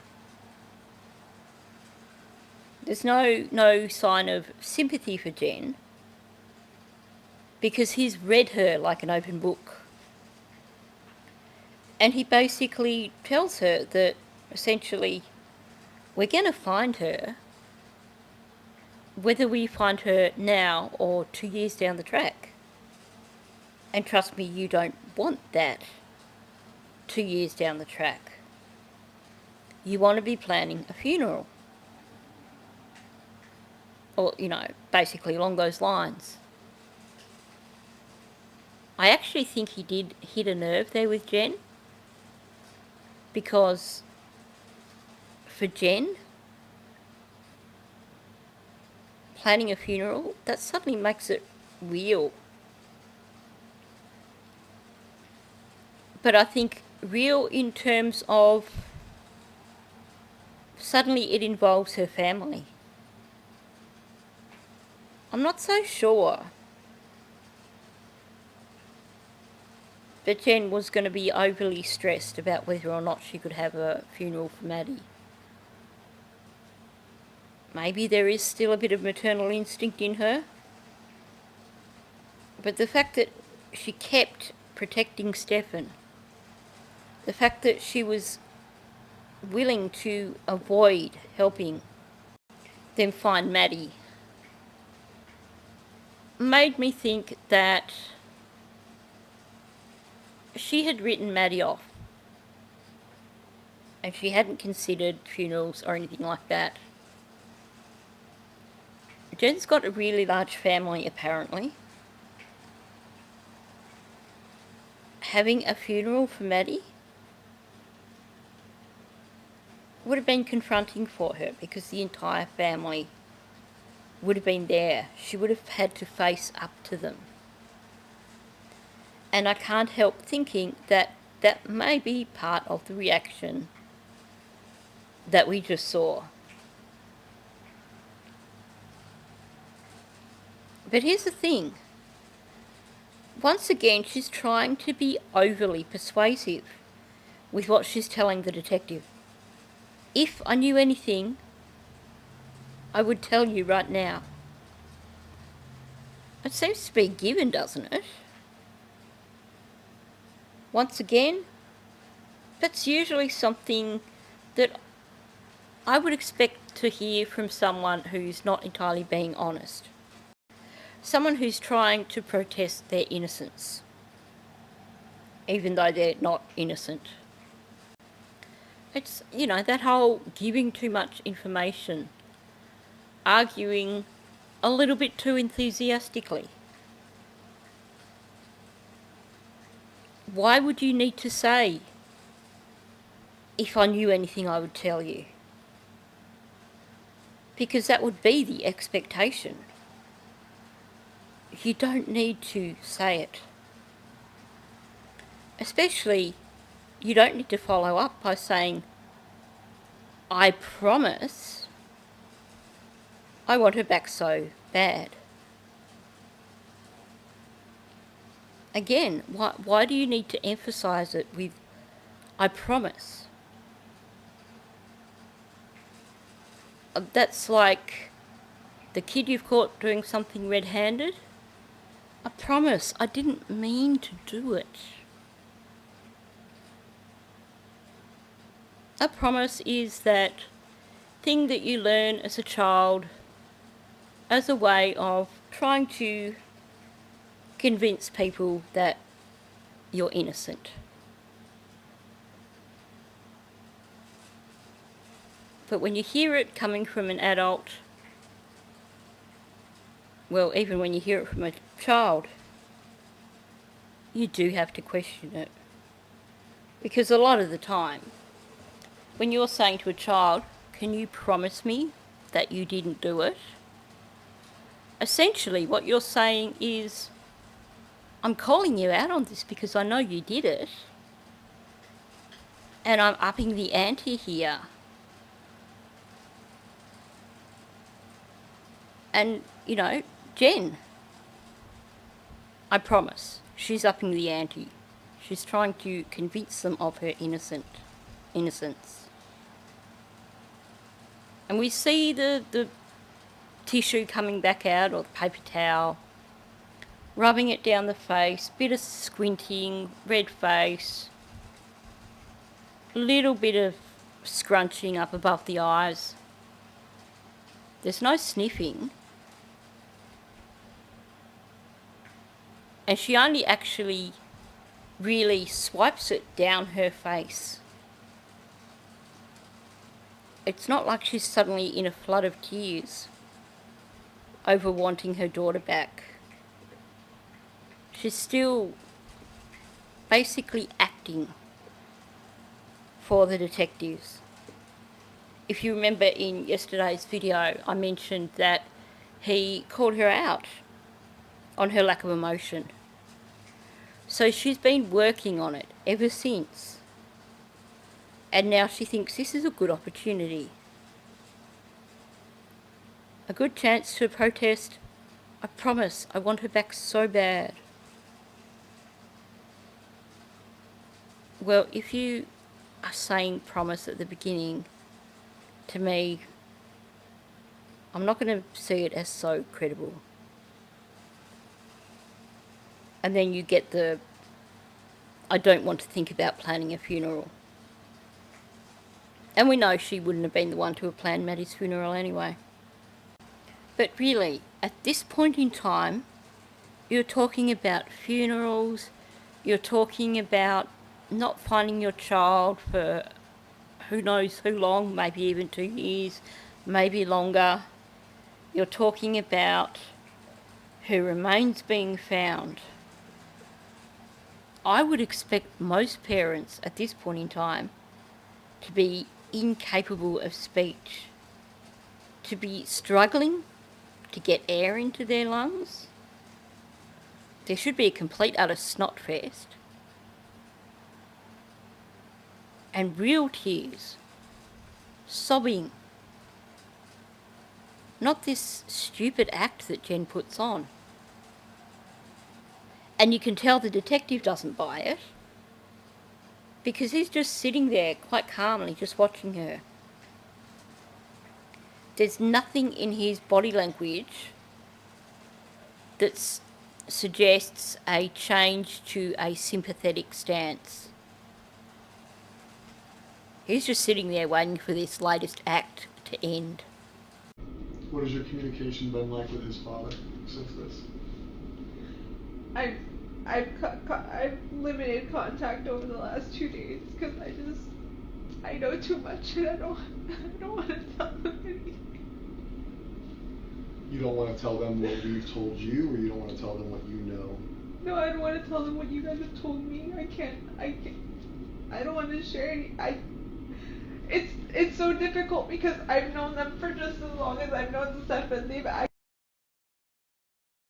they feel like absolute shit right now. I know that they kind of got into a fight because Chris started, are you sure we know our son? Are you sure we know our son? I don't think we know him at all. The mom was defending him, but now with everything, with the evidence on the phone coming out, they know. They know he's a piece of shit. So when she's asked by the detectives why she says that she doesn't want to talk to them because she knows too much, she clarifies by saying, I don't want to tell them what you told me. But it really does sound like leakage to me, the way she said it. I know too much, and I don't want to tell them anything. Sure, like I said, she claims that's not what she was trying to say, but that's the way it came out. And we've heard so much leakage from Jen that it makes me think that that's exactly how it was phrased. That's exactly what she meant. And of course, when she says, I don't want to tell them what you told me, she's then struggling to figure out what else to say, and you get these sentences that are cut off again. I don't want to probably share or something, and then and it's, and then she lands on, it's so difficult because I've known them as long as Stefan. While she's saying all that, she's trying to keep up the act of crying. It's kind of forgotten.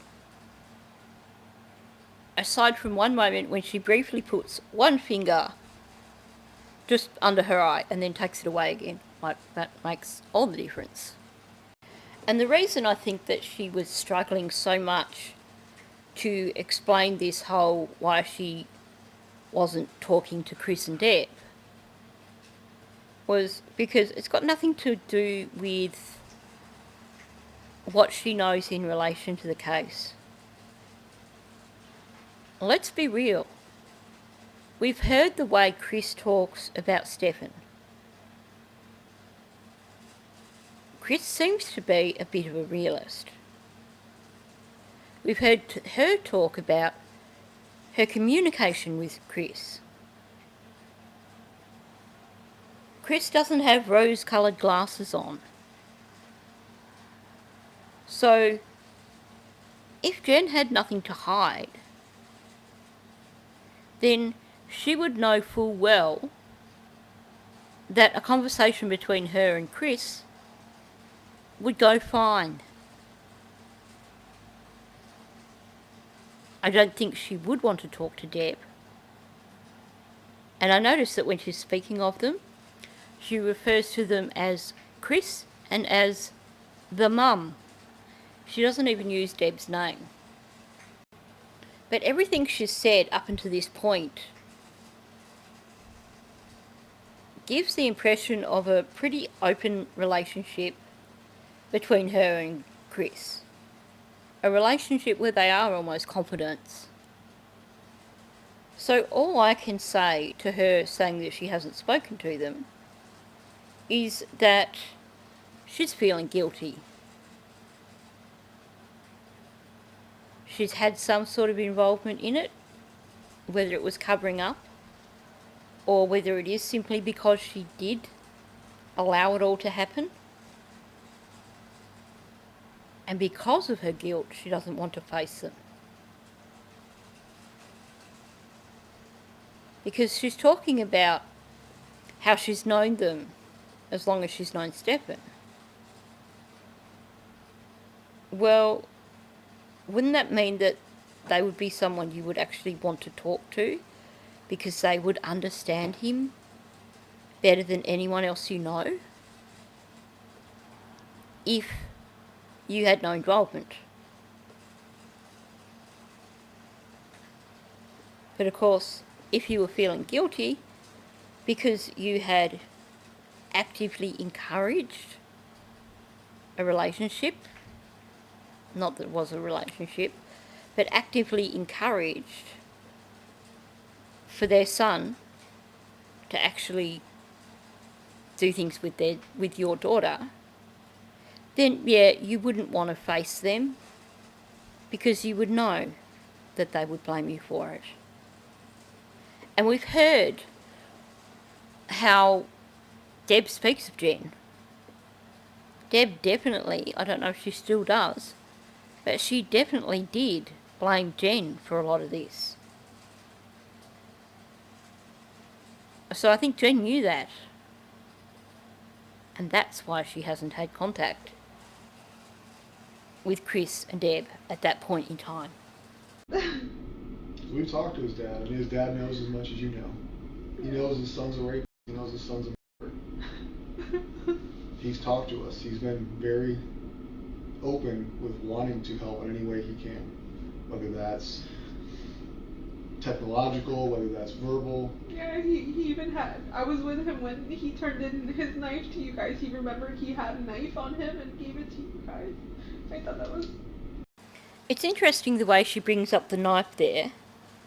He even gave you guys a knife he had on him. I thought that was... And then she stops. And the detective didn't even wait for her to try and figure it out. He just carried on talking. I think what was going on there was that she just threw that in because she didn't know how to respond at that point in time. Because they're essentially telling her that Chris is being extremely helpful with them. And there is, of course, the implication that Chris is helping us, you're not. Well, she can't exactly say, well, I don't want to help you, or no, I'm not helping you, or anything like that. And I think she just felt like she had to throw something in there, had to say something, acknowledge what he's saying. So she threw in the knife comment. It's just kind of random, really. Unless she knows that Chris knows a lot more that he's not telling detectives. And she knows that Chris helped facilitate Stefan going down to remove the hard drive from his computer. And so she's jumping on this whole notion of Chris helping them out and adding the knife story just to make the story seem even more likely. And to be honest, based on the way several things that she's said sound like they've come out of Chris's mouth, and based on what you've seen in a number of videos that I've done now talking about Chris, I do believe that he helped Stefan out. I believe that Jen knows that because she was part of the whole thing. But she's not going to say to detectives, well, actually, Chris unplugged the doorbell camera. Chris disabled the door keypad so that Stefan could get in undetected. Which, of course, is only allegedly. But if Chris was involved in helping covering up, Jen would know about it. And it's going to come back on her. So I suspect that's why she's added in the bit about the knife.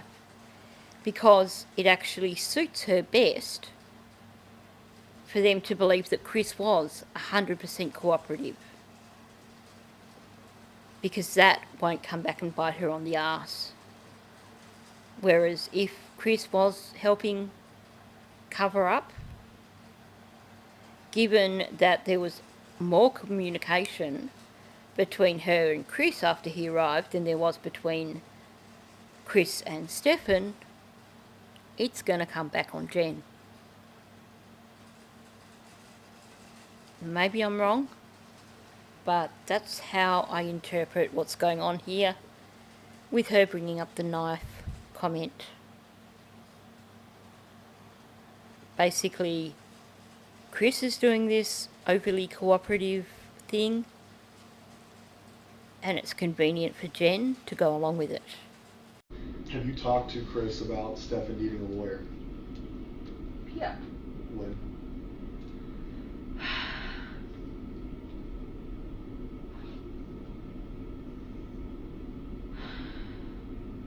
I think when you guys showed me the photos. So she's got no choice here but to be truthful, because they've just basically told her, Chris is telling us everything, he's being helpful. So she can't lie about talking to Chris about a lawyer, because she can't know what Chris has said to them about that particular thing.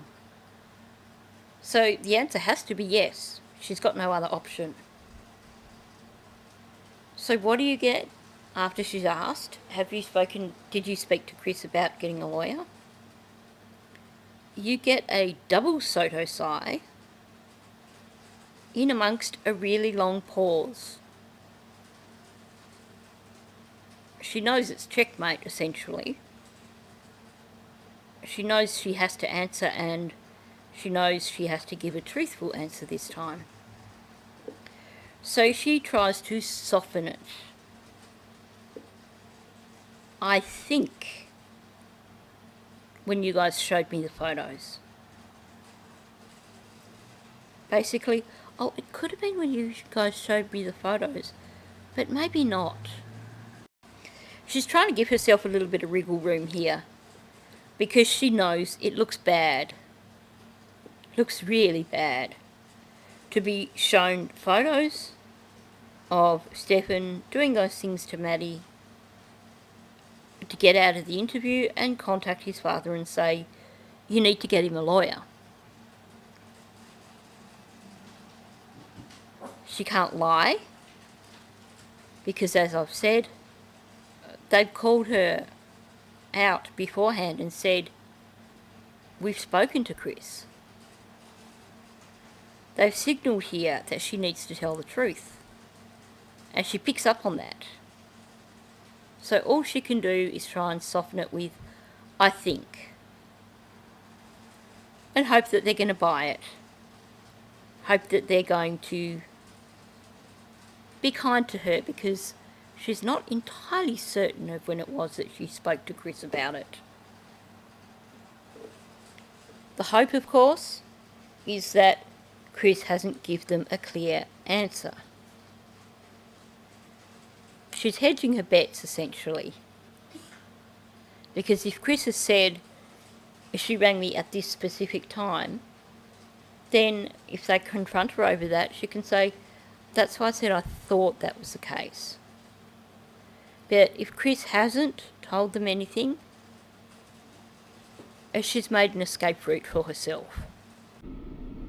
So we showed you photos of Stefan, and No. the first thought you had was to ask his father if he should get a lawyer? No. I saw a picture. I didn't know she was getting raped until yesterday. I saw the picture of the order happening,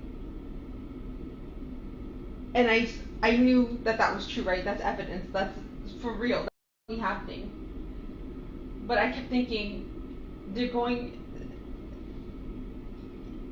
I don't know why I can't tell you why my brain kept thinking, no, he didn't kill her. Not that he didn't kill her, but she's still missing. She's still out there. She was taken. Yes, he's done this to her, and that's not okay. But I swore I felt in my body she was still alive. She was still out there. This woman is desperate to save her own ass and to make sure that she doesn't get arrested like Stefan. He's calling her out for wanting to get a lawyer for Stefan. And what does she do? She just digs herself a bigger hole. She's saying basically that she saw the picture of the oral stuff, but essentially that's not the R word. And then she's basically saying that, what she's seen in the photos, yeah, I know that's true, right? And that's evidence. But she's stammering so much, she's having trouble actually even saying that. Because what she's trying to do right now is talk her way out of having basically wanted to get a lawyer for Stefan. And she just cannot figure out how to do it, so she's just digging deeper and deeper. And then she gets all these sentences that she starts and can't finish. But I kept thinking that you're going, I don't know why like, spit it out, Jen. Stop, think, how about for once, come out with a truthful answer. I wanted to get a lawyer for Stefan, even though I knew that he was doing these things, because I didn't want him out of my life, and because I'm afraid that I might get arrested too. But no, she just has to keep digging that hole. And she's like, I can't tell you why my brain kept thinking, no, he didn't K her.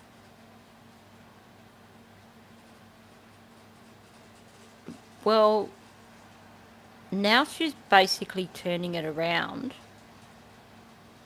to essentially saying that she thought he needed a lawyer because she believed that he didn't unalive Maddie and the other stuff was insignificant. So she's basically trying to completely wipe out, once again, the SA stuff, because that doesn't suit her argument. She can't really talk her way out of that. So now she's going to hope that they forget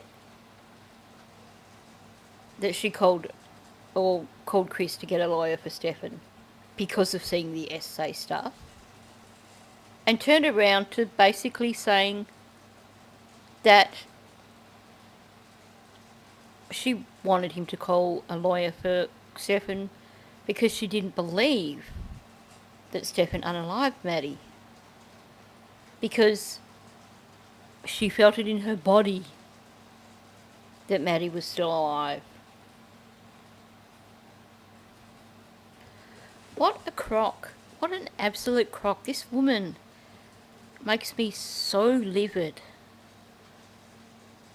What she has done here is basically completely disregarded what her daughter went through for all those years.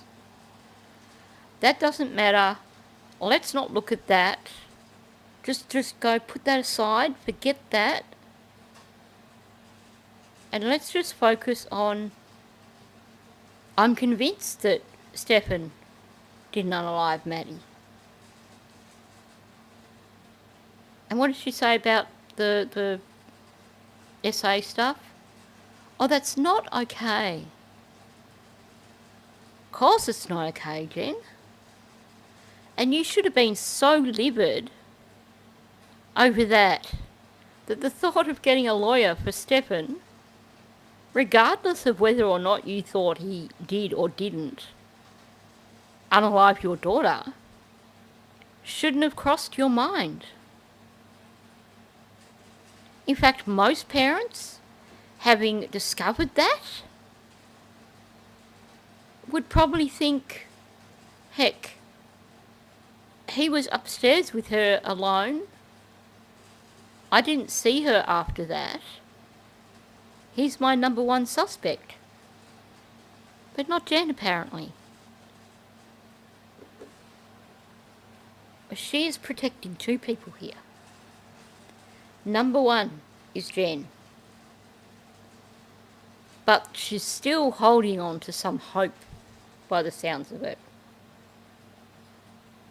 that Stefan's not going to stay in jail. So she's hedging her bets. that stuff that he did, that's not so bad because, it was only oral, so it wasn't the actual R word. And, why would you think that just because he is so despicable and disgusting that he can do something like that, why would you think that maybe he snapped and unalived her? I don't buy any of this from Jen at all. Now, I'm going to be totally honest with you. This portion of the video has taken several hours. It's taking me twice as long as usual to do, simply because I find myself taking frequent breaks and needing to just walk away from it because it is so triggering. Why am I sharing this? Because I recognise that people who are listening to this are going to be having the same response as me. I know there's plenty of you out there who are probably having that same response right now. So I'm going to give you a heads up and say that the rest of this video is going to be just finishing with this portion of the interview. Basically, I just want to get over this hurdle. I just want to finish dealing with this horrible stuff so that tomorrow when I start the next video, I don't have to worry about that. I can just move on. So if you're finding this particular topic triggering, then feel free to just click off and come back and catch up with tomorrow's video. And this will all be out of the way and you don't have to listen to it. So with that said, let's get back to this interview. I told Chris to get him a lawyer because I felt like you guys were chasing the wrong person. But you weren't. You're not. We showed you a picture. The picture you saw, she was giving a blowjob to a grown-ass man and you told his dad to get him a lawyer. Missing, right? Now you, but then you just thought she was missing. And we were showing you our investigative lead. Blowjob is not consensual. Whether she wants to do it or not, that is not consensual. And you prioritized him again. You prioritized him by offering him or telling his dad to get him a lawyer. Not what the f did he do? Not, hey, we need to figure out what happened. No, let's protect Stefan. Now, one of the things I love about this community that we've built up here on this channel is that when I forget things or if I just don't know things, there's always someone around who can help me out and remind me or instruct me.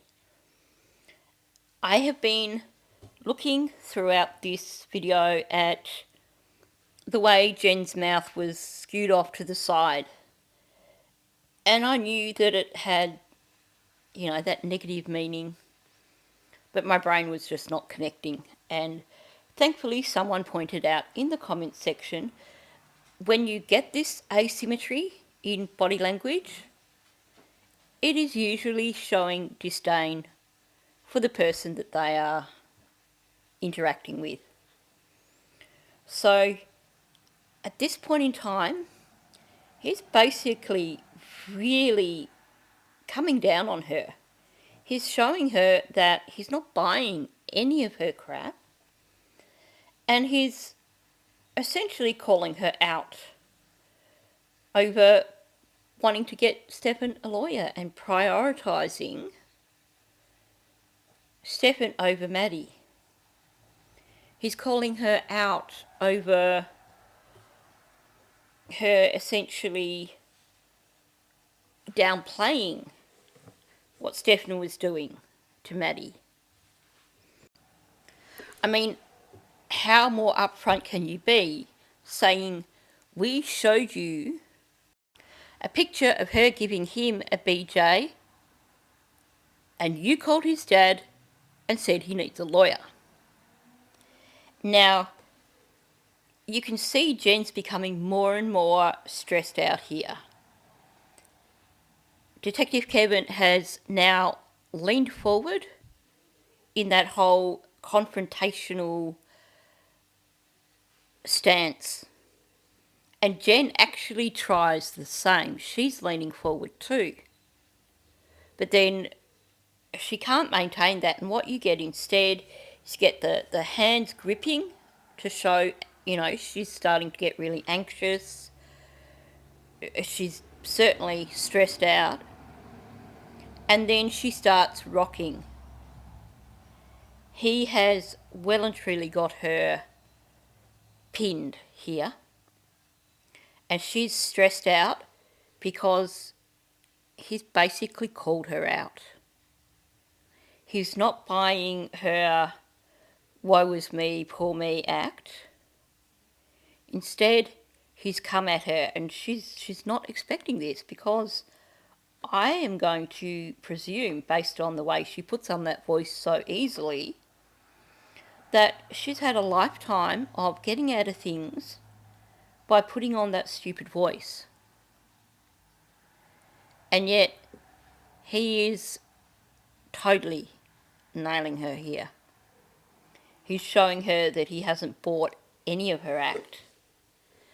Now, if you are a parent whose child is missing, and you were in this position here, and he's telling you that a BJ is actually the R word, it's not consensual, and yet you prioritised him by wanting to get him a lawyer, instead of saying, what the F did he do? I mean, Kevin is being so confrontational here because he's had enough of her. Now, if you were an innocent mother, your child was missing, you were raw with emotions, you would fall to pieces here. You would be a blithering wreck. And I think that's part of what's going on here. Throughout this whole interview, Detective O'Malley is basically pushing every button he can to see what reactions he can get out of her, basically to gauge what's really going on here. He is very skilled at what he does. The fact that Jen is not basically just bursting into tears, hyperventilating and everything here, doesn't look favourable for her. Maddie is far from at the front of her mind right now. Her big concern here is that she herself is being nailed. That is a cause of distress. We are seeing more distress from Jen now than we've seen through much of this interview. And like I said, it's not about Maddie, it's because she's been called out. I was in shock. No, it's not shock. That is your natural instinct to protect Stefan. Okay? And if that's naturally how you react, that's fine. But that goes into what I've been telling you this whole conversation, is I don't believe a lot of the things you're saying, and I don't believe a lot of the things you say you weren't aware of. And that is because you've now shown me twice that your first reaction, no matter what you were told or shown, missing and we're seizing the cell phone, or we're showing you pictures of her giving him a blowjob, your first reaction is to protect Stefan. So now, ordered by Stefan, you're aware of this, you were shown pictures of this, you were shown pictures of her body in his car with a seatbelt on, right? We have played it out for you. Now you're in a stage where he's in jail, you know she's passed away, And now you can feel emotion, right? Until that point, when you were shown that she was deceased, your continued first reaction is to protect this guy. You just said, I only saw a picture of him, whatever your verbiage was, I say blowjob, of his penis in her mouth, and your first reaction was, fuck. Oh my, victimized? No. She's being abused? No. It's Stefan needs a lawyer. Who the f cares if we think he killed her? He's. I don't know why I said that. But that's the problem. You don't know why. So the reaction in your mind is you are continuously protecting this guy. So why do I sit here and believe that you don't? Because right now you know Stefan killed her. You know Stefan's been raped her. You know without her body, can he be charged with murder? I don't know. Exactly. So you don't know what we can do. Do I think we can charge him with murder? It's not up to me. Should he be charged with murder? Yes. Please. Does your role in her life lead this to happen? I'll be honest. Yes. So he's come at her really hard here, which I do find extremely satisfying. But he's just giving her some solid truths. We've shown you images of him giving her a BJ. We've shown you images of her in the car, not sleeping. And what is your reaction, Jen? Your reaction is to want to get him a lawyer. She claims that she's in shock, and he calls her out on that. He's not buying any of her act. And he keeps going at her. You know, until he was locked up, your first reaction was to protect him.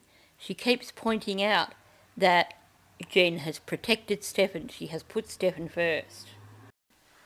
Because he's not getting a reaction from her, he escalates it. Right now, you know that Stefan arred her. You know that he unalived her. And then he brings up, can he be charged? And you get this little pissy voice from Jen, I don't know. Well, she's meant to respond here with anger or tears. That's how you respond when you are an innocent parent whose child is missing. And you've just found out all these horrible things. And yet Jen's not reacting. She's just going back to her standard act, her little baby voice, because this is probably something that she has used in the past with confrontations to try and basically disarm the person who's coming at her. Like I said, she's actually quite manipulative when you watch the way she interacts with people. She is not giving the appropriate reaction here for a mother who knows nothing and whose child is missing. And then he really hammers it in. Does your role in her life lead this to happen? And he gives her the answer. I'll be honest, yes. Essentially, he is trying to cue her to react like a mother should act. He's essentially saying, you've got your role all mixed up here. You're not acting like an innocent mother who knows nothing. He's probably also exhausted, and this probably felt really good for him to vent. The goal here is to try and get her to come to the party and help them find Maddie.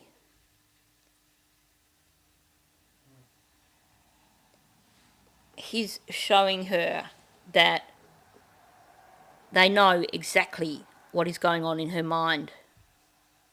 He's showing her that they know that her number one concern here is Stefan, not with finding Maddie. He's showing her that he knows that she accepted that the things, in her mind, the things Stefan did to Maddie were fine. What we're seeing here is, it's a bit like a game of chess.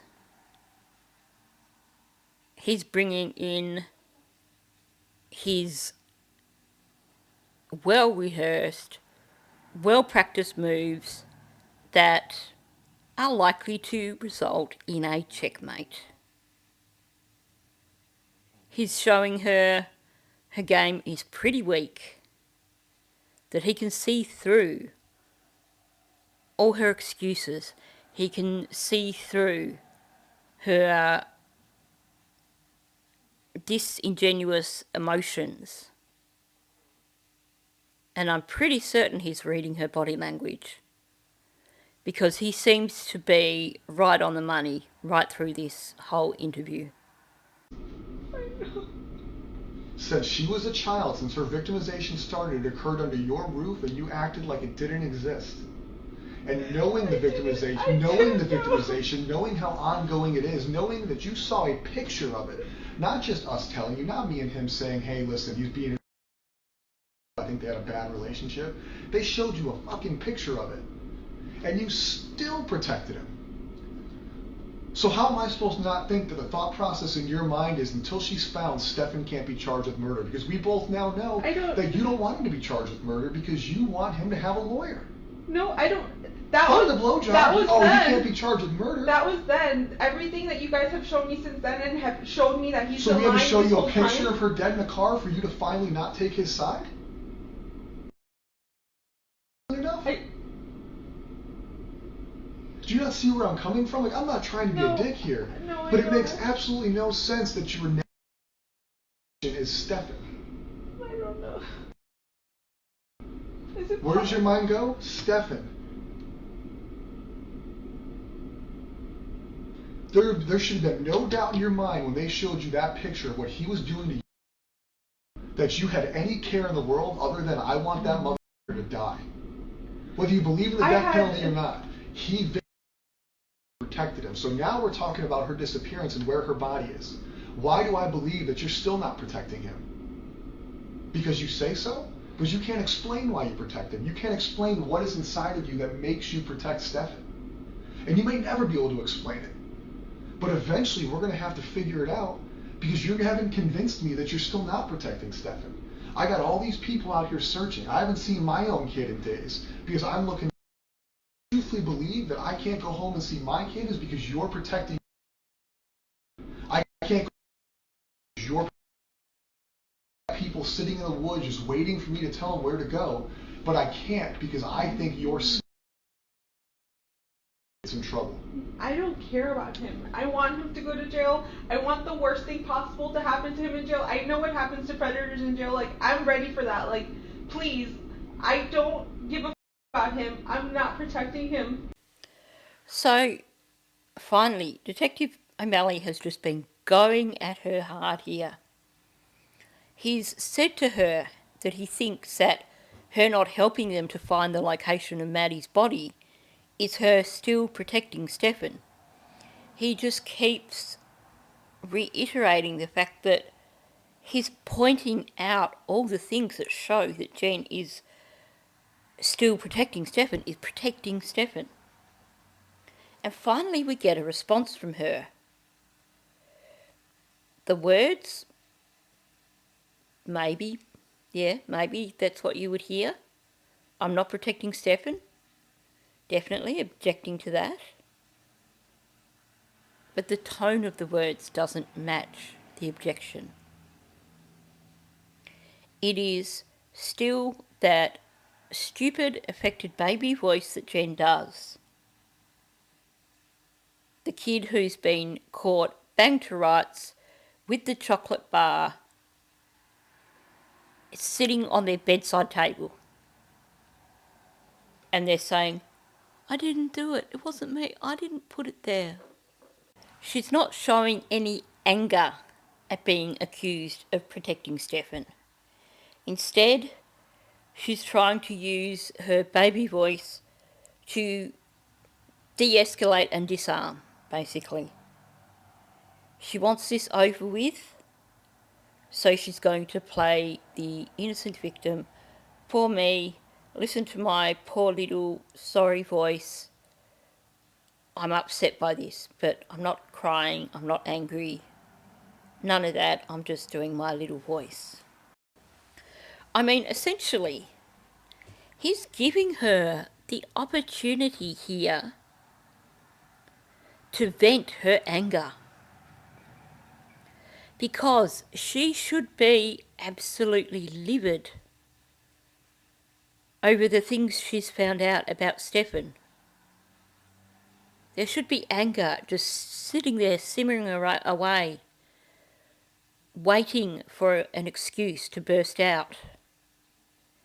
And he's giving her that opportunity. Here, I'm going to make you really angry. You can direct your anger at me. Vent away. It doesn't happen. But you knew he was a predator when you got shown the picture. And then you text his dad that he needs a lawyer, and you hope that he invoked, was the words I was told. What? You hope that he didn't talk to us. He needs a lawyer. No. All over a picture. You didn't care.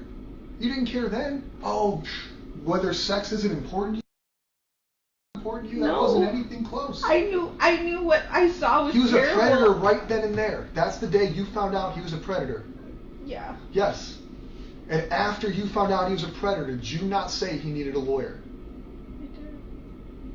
So why today, Friday at almost 3 o'clock, 5 days into the disappearance, 2 days since you probably found out, or 1 day since you found out she was murdered, do I believe you that you're not telling me where he went, or that he didn't disclose to you where she was, or what caused this to happen? Is, listen, I know you know I've been doing whatever, or listen, this fucking happened.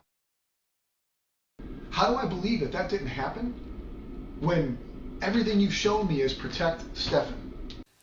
Now, we know that detectives are allowed to lie in these interviews. And what I've seen from this detective is that when he does that, he's doing it to basically gauge her reactions, to create a baseline, basically. And he does it again here. He confronts her with talking about Chris and saying that she said to Chris that she hoped that Stefan had invoked his rights. And Jen comes out with, what? And you can tell that's a real reaction. You can hear the shock in her voice, the surprise in her voice. And then he follows up with, you said you hoped he didn't talk to us. And she objects again with, no. Both those responses are so different from all her responses up until this point. There's no hint of her little baby voice. It is that genuine response of someone who's just been told that they've said something that they didn't, and their brain has basically reacted to it as well as their mouth. For once, her words and her tone match. When you look at how hard the detective has gone at her up until this point, you can see why he's doing that. He needs to have that baseline in this part of the interview to be able to show exactly what her normal reactions should be. And he's just achieved that. Having done that, he's reached a point where she's pretty much backed into a corner. And he says to her, after you found out he was a predator, did you not say that he needed a lawyer? And we get the very super quiet Jen voice.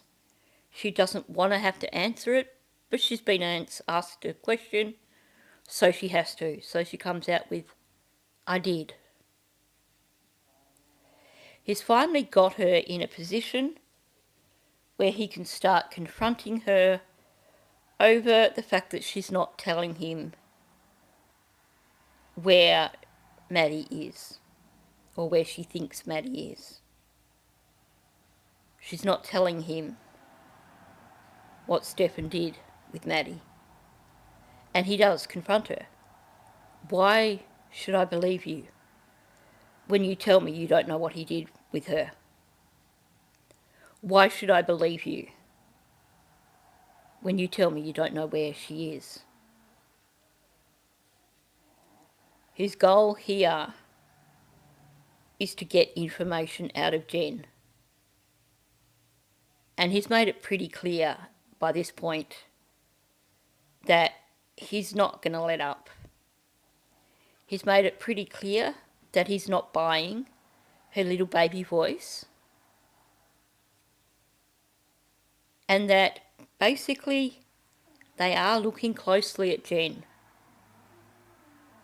Right now, she's probably afraid of being arrested herself, which means in her mind it's time to forget about protecting Stefan and focus 100% on protecting Jen. Now, once if you show priority in this conversation, in this investigation, you're coming here looking for her, you reported her missing, trouble for not doing that. But outside of you reporting her missing, and I may be wrong, I haven't been involved in all aspects of it, but you have not shown me one bit that you prioritize her over him. And that sucks. Not because we're working our asses off for your family, not because we have people out there sweating their asses off for your family, but because I feel like all I care about is your care is to make sure Stefan doesn't get held fucking accountable. Well, I don't care anymore. Anymore. Because we're being assholes, because I'm not being nice. No. But up until Thursday, it was okay that she gave him a blowjob, no big deal, get a lawyer. No, it wasn't. It wasn't okay. I was honestly, I saw that and I was in shock. And I don't know why my first reaction was to tell him to get a lawyer, but I saw that and I was in shock and I was just like, I don't know what to believe. I don't know what to believe.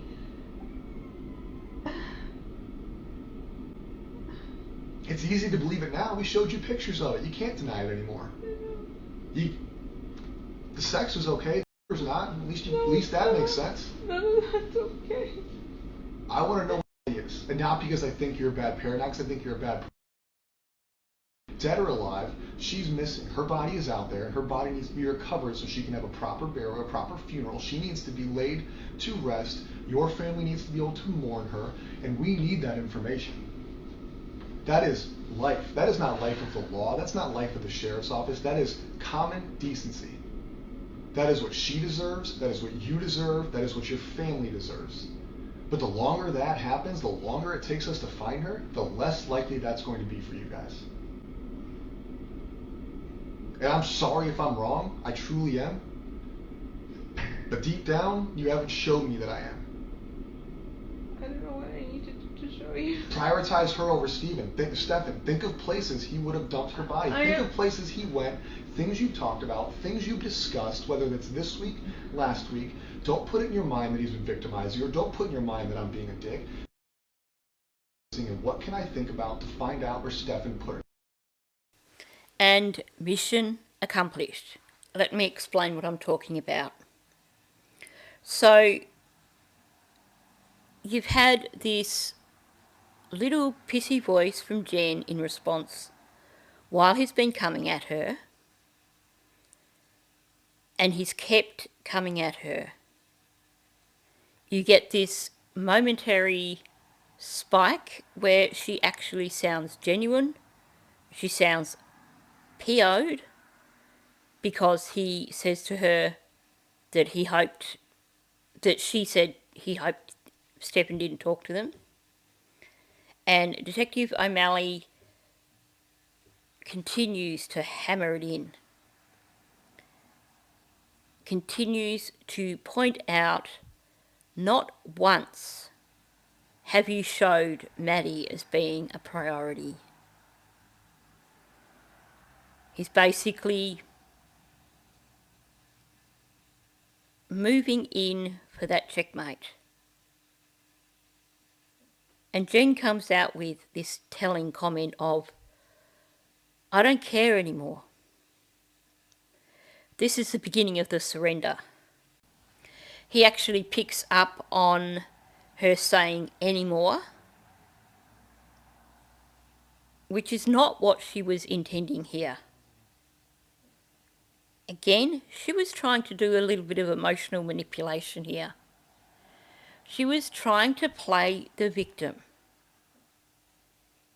She's trying to stop what's going on, to disarm him, to make him feel bad for the way he's talking to her.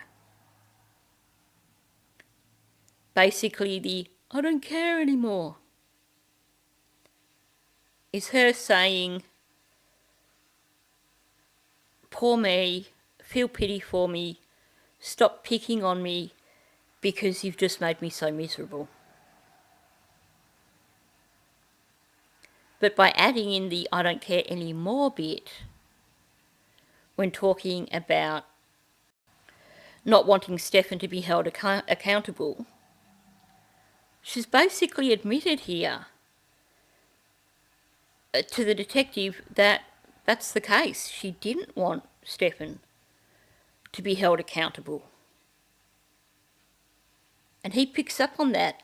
He doesn't respond to the tone of voice, to the indication here that she's basically trying to signal, you're picking on me, stop picking on me, you've made me so miserable. Instead, he picks up on her saying anymore. The fact that basically, yes, she was prioritising Stefan to the point where she didn't want him to be held accountable rather than worrying about Maddie's rights. And she goes back to this story of, oh, I was in shock. I didn't know what to believe. Which, again, he doesn't buy that. And he's still coming at her. And what we see, and what he has seen too, because you can see that basically this is where he starts to draw it to a close. He basically reiterates everything he's said about her prioritising Stefan, getting him a lawyer, not putting Maddie first.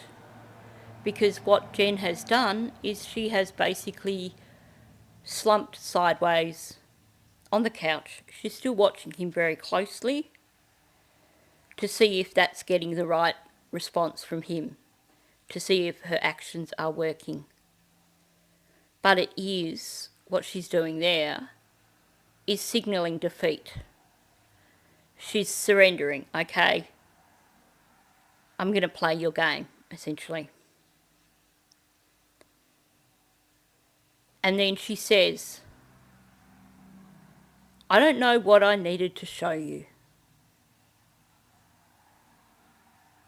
Meaning, I surrender, now you need to tell me what I need to do to get out of this situation. It's still not about Maddie. It's about Jen getting out of this situation where all her usual manipulative tactics have failed. So she genuinely doesn't know what she needs to show them here because she's pulled out everything in her arsenal and it's not worked.